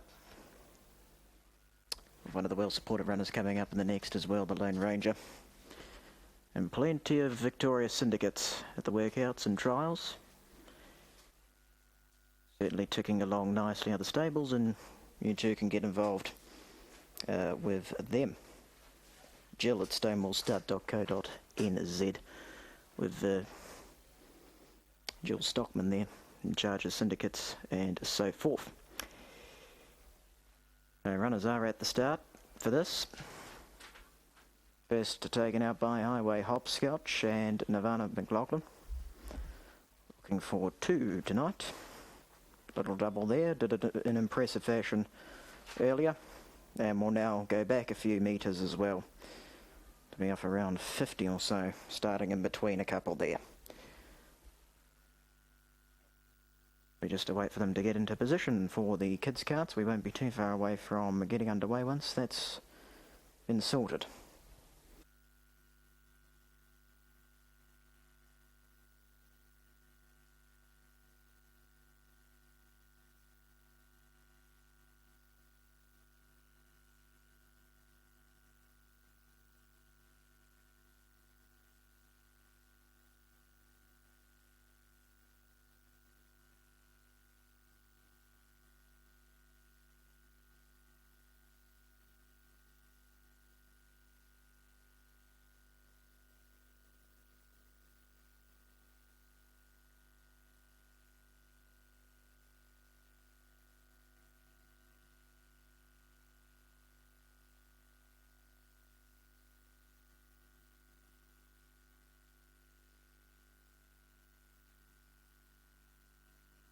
Coming forward for the Stonewall Stud and Stables kids carts, 400 metre handicap trot, the second of the kids carts this evening, are set. Nice couple coming forward, and they're off. Light for Letty from the front got out best, goes straight to the early lead with Snacky in close accompaniment. They duel for the top, the front markers. From 40 behind, Latte is Array in third spot. Highway Hopscotch, the first race winner, about to go past it. A small gap away to Gentle Bear. Axel on its outside in close accompaniment. Dole just in behind. They'd be followed back in the field then to Twilight. A few lengths off that, a little further back to Chico, running along next, followed by Ghostbuster. In behind Ghostbuster, just going off stride for a second, was Cosmo. Gets back into stride now, comes up on the outside, about to loop a couple. Boris further astern, followed back by Dainty, and last of all is Black Shadow. It's last in the kids' carts as the rest of them get ready to turn up into the stretch. 200 metres left to go, and Snacky does lead the way. From Delightful Idiot's dropped that one. Here's Highway Hopscotch starting to come down the outside, working into third spot. Latte in fourth. Further astern behind that is Gentle Ben. Then we're even further back to Twilight, who's battling on next with Dole, further out wider on the track, just in behind those. 100 or so left to go, and Snacky still leads the way. Highway Hopscotch has had a bit of a tougher ask this time round, only holding down second at this point, followed back by Latte, and trying to close off along the inside then would have been Gentle Ben, but off and away is Snacky, trying hard down the outside is Highway Hopscotch. Snacky in front, getting tired, goes into a skip. Here's Highway Hopscotch over the top. Yeah, shall we give it to them? Why not? Highway Hopscotch for a double, or Snacky was getting tired and galloping. Further back to Latte, and then Gentle Ben, a gap away in the field then. We would have had, finishing off Twilight, right there where it was Cosmo, further back to Ghostbuster and Boris. Right in that group was Dole, a small gap away to Chico, with Delightful Eddie who finished a bit closer. Axel was next, a gap away to Dainty, and then Black Shadow. Be tight finishing the better Highway Hop. Scotch down the outside. Had to go back a little bit after that first win there. Nirvana McLaughlin closed off very strongly with Snacky holding the lead for as long as possible. Varner Johnson from Franklin. Well and truly out in front for a long way. Got the wobbles late and pipped by Highway Hop. Scotch there for a double. In the Stonewall Stud and Stables Kids Carts handicap trot, Highway Hopscotch all over the top of Snacky. Got a little tired late.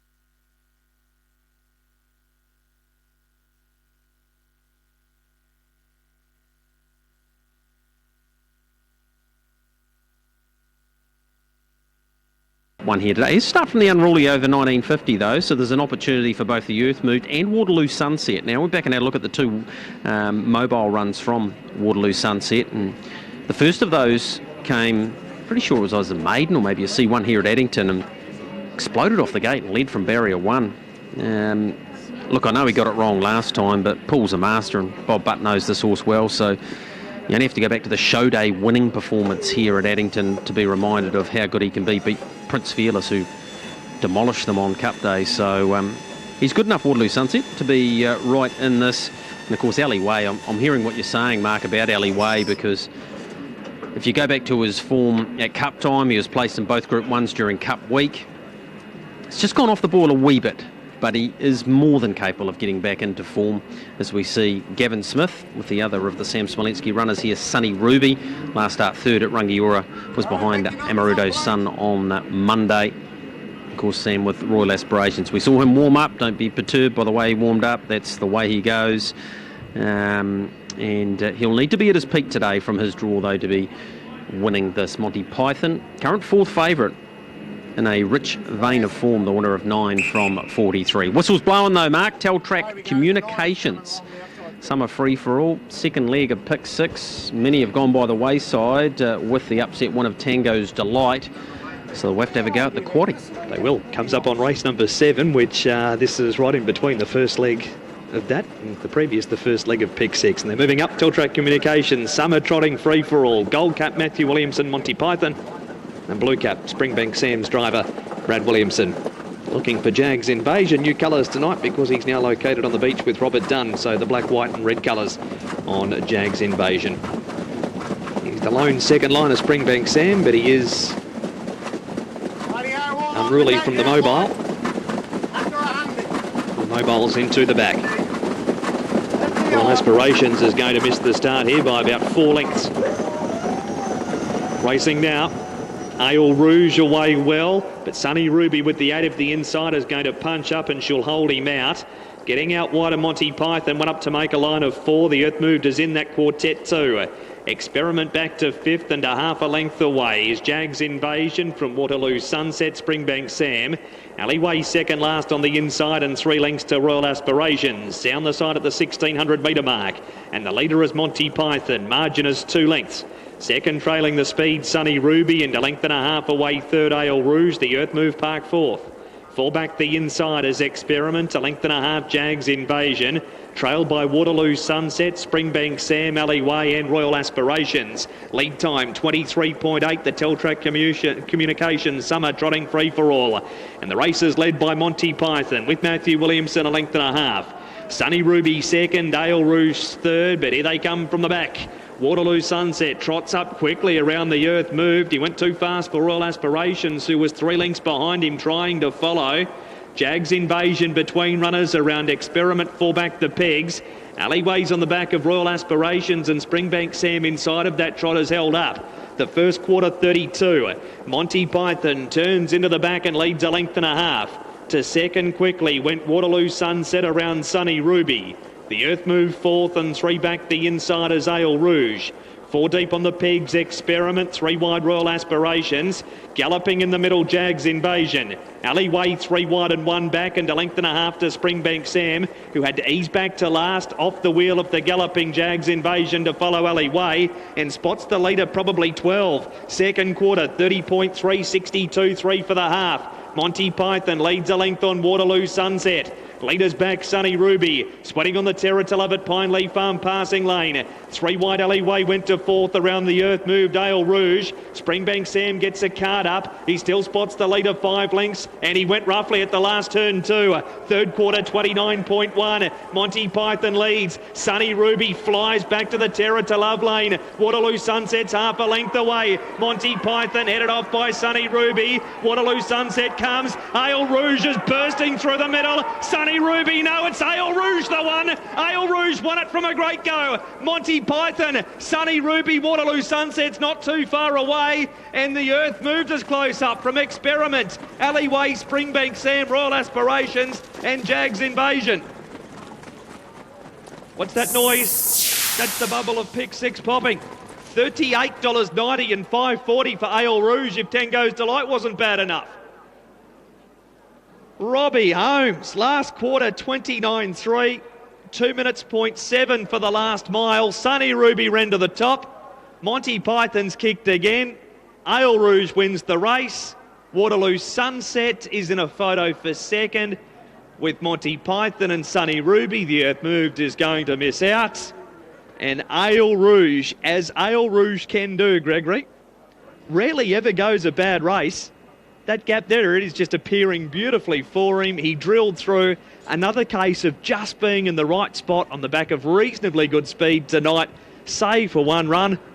And Tango's Delight has been bettered by Ale Rouge, and if there's anyone left in pick 6, if you don't get the last 4 legs, you're entitled to be absolutely filthy. Yeah, be dirty, wouldn't you? Chose this race, did Robbie Holmes, over race number 3, and gets the business done. Another win for Love You. This one out of Donna Wiz, raced by Jenny Becker, of course.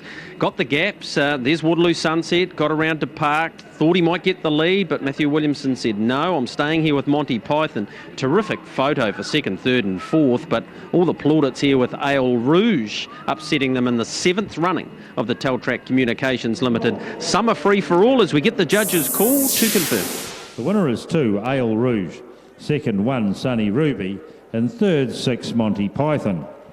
4th has gone to 5, Waterloo Sunset. From 4, The Earth Moved. And 3, Experiment. 2, 1, 6, 5, 4, 3. The margin's half a length. A nose, a short neck.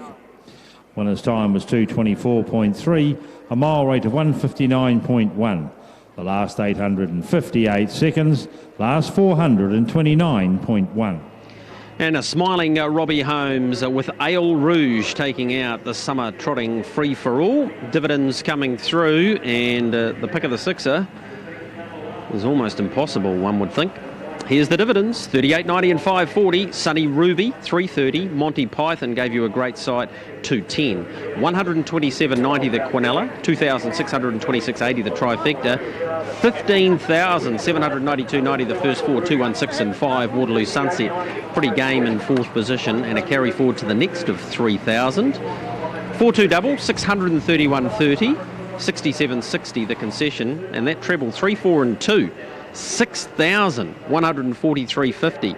$6,143.50. Neck time, of course, in the first leg of that. Tango's Delight in the second leg, and just 59.40. 59.4 live in pick 6, 4 and 2 in the first two legs.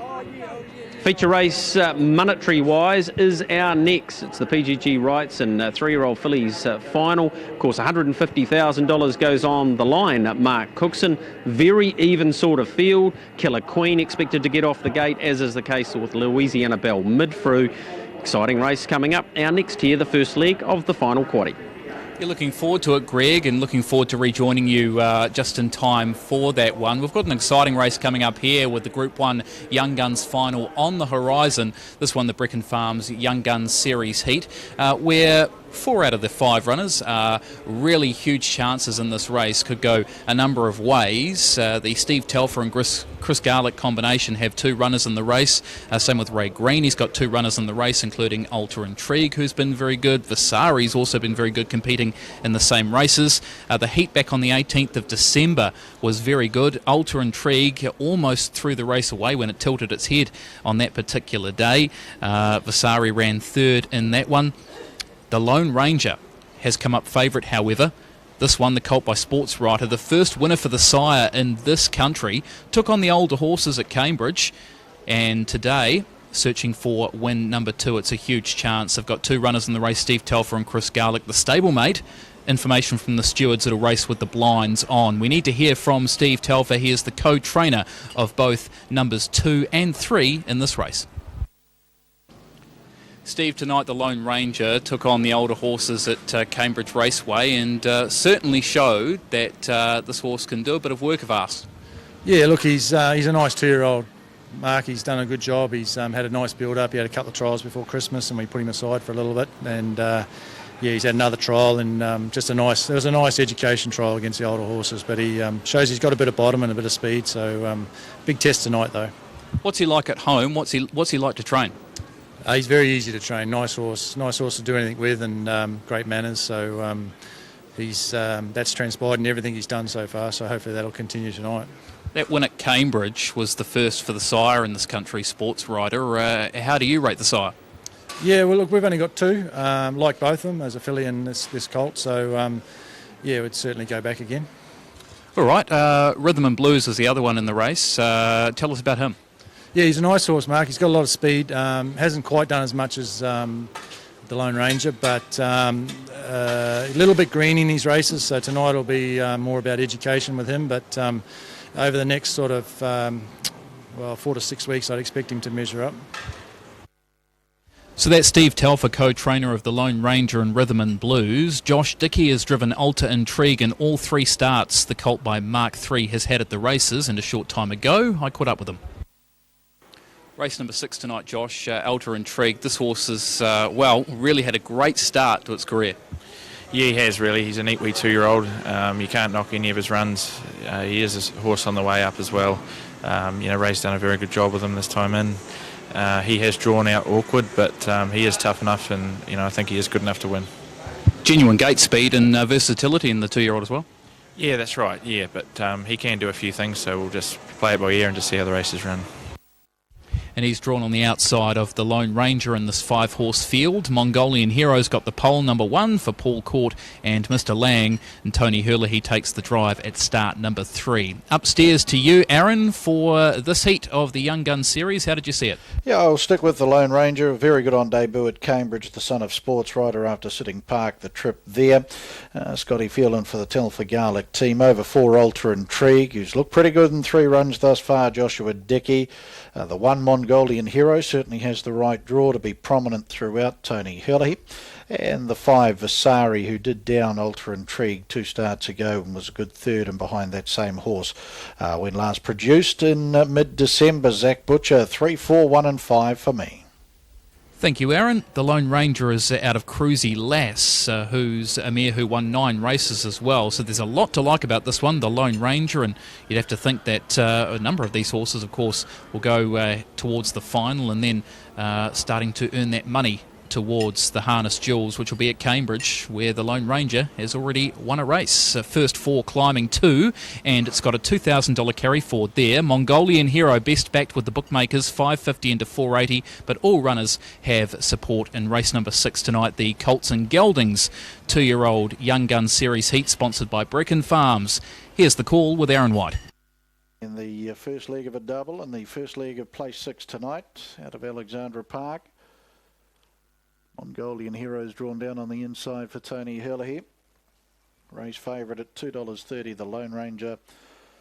Will start from barrier 3. 1,700 metres and the Brecon Farms Young Gun Series Heat are underway. Mongolian Hero will accelerate off barrier 1 to hold up the early lead from Rhythm and Blues, and they're followed by the Lone Ranger. Out wider on the track, Vasari. Ultra Intrigue to be the last as they turn off the back and work the showgrounds turn. 6.2 the run off the gate, and Mongolian Hero, the son of Mark III, is going to get an uncontested lead here by a couple of lengths. Rhythm and Blues. Now the Lone Ranger is away from the markers, so that has Vasari working harder out 3 for Zach Butcher. In fact, Vasari looking for the lead here for Zach as they swing into the lane. And Ultra Intrigue the last, the opening quarter, 29 and 9. Brecon Farms Young Gun Series Heat, and up in front now Vasari, the son of Art Major from Mongolian Hero.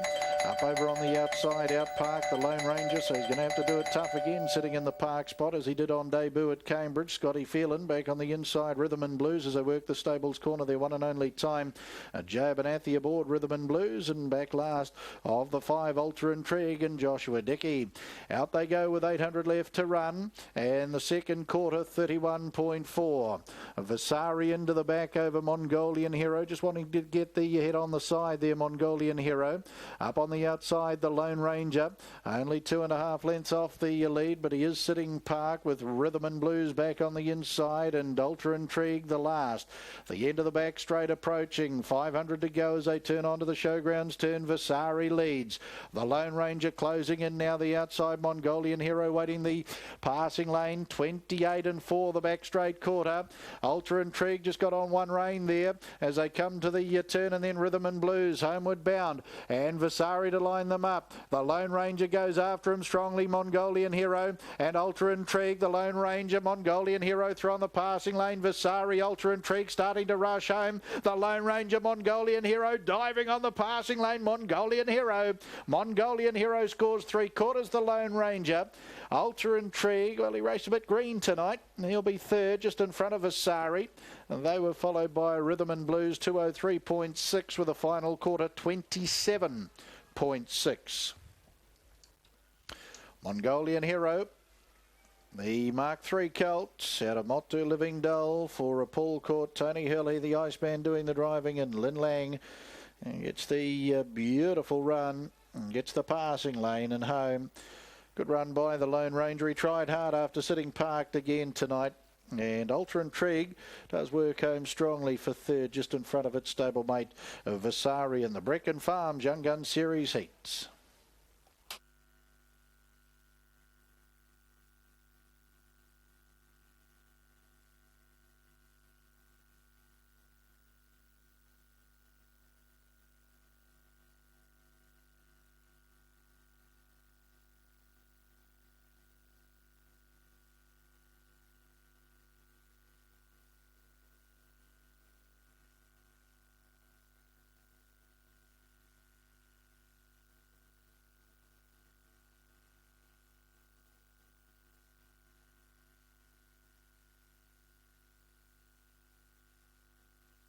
Official placings, race 6, the Brecon Farms Young Gun Series Mobile Pace. 13452. 13452. Horse 1, Mongolian Hero. Pace the 1700 metres and 203.7. It's a mile rate of 157.1. Last 856, the 427.6. The margins are half length, 1 3/4 lengths ahead. 13452 in race 6, the Brecon Farms Young Gun Series mobile pace. Mongolian Hero back at the head of the field, Lin Lang the owner. Paul Court trained at West Melton, and the Iceman Tony Hurley to come back at the head of the field victorious after the Brecon Farms Young Gun Series heat. Mark 3 Motu Living Doll Bay 2-year-old colt bred by GF Timperley. Mongolian Hero back at the head of the field, greeted by Ken Brecken for Brecon Farms. Gordon Robertson, race night steward of the Auckland Trotting Club, down there in attendance. 3 the Lone Ranger, Sports Rider Cruisy Lass Brown 2-year-old colt second. Stonewall Stud Limited and the Stonewall Lone Ranger Syndicate owned. Steve Telfer, Chris Garlick trained at Papakura. Scott Phelan. 4 Ultra Intrigue, the Mark 3 Samantha Q Bay 2-year-old colt for third. Lincoln Farms Limited, D. James, MJ Brereton, M. Letton, M. Rabbit and BP Rabbit, the owners. Ray Green trained at Pukekohe and Joshua Dickey. 1 Mongolian Hero returns $4.50 the win, $2.30 the place, $4.50 and $2.30. 3 the Lone Ranger, $1.30, $1.30. 4 Ultra Intrigue, no third dividend. Quinella returns $3.40, $3.40. Trifecta, $23.30, $23.30. And the first 4, $41.90, $41.90. Race 7 on the card tonight, the Coca-Cola Handicap Trot. This is our feature trotting event on the card this evening. Take out number 5, Whitney, and we race at 8:34.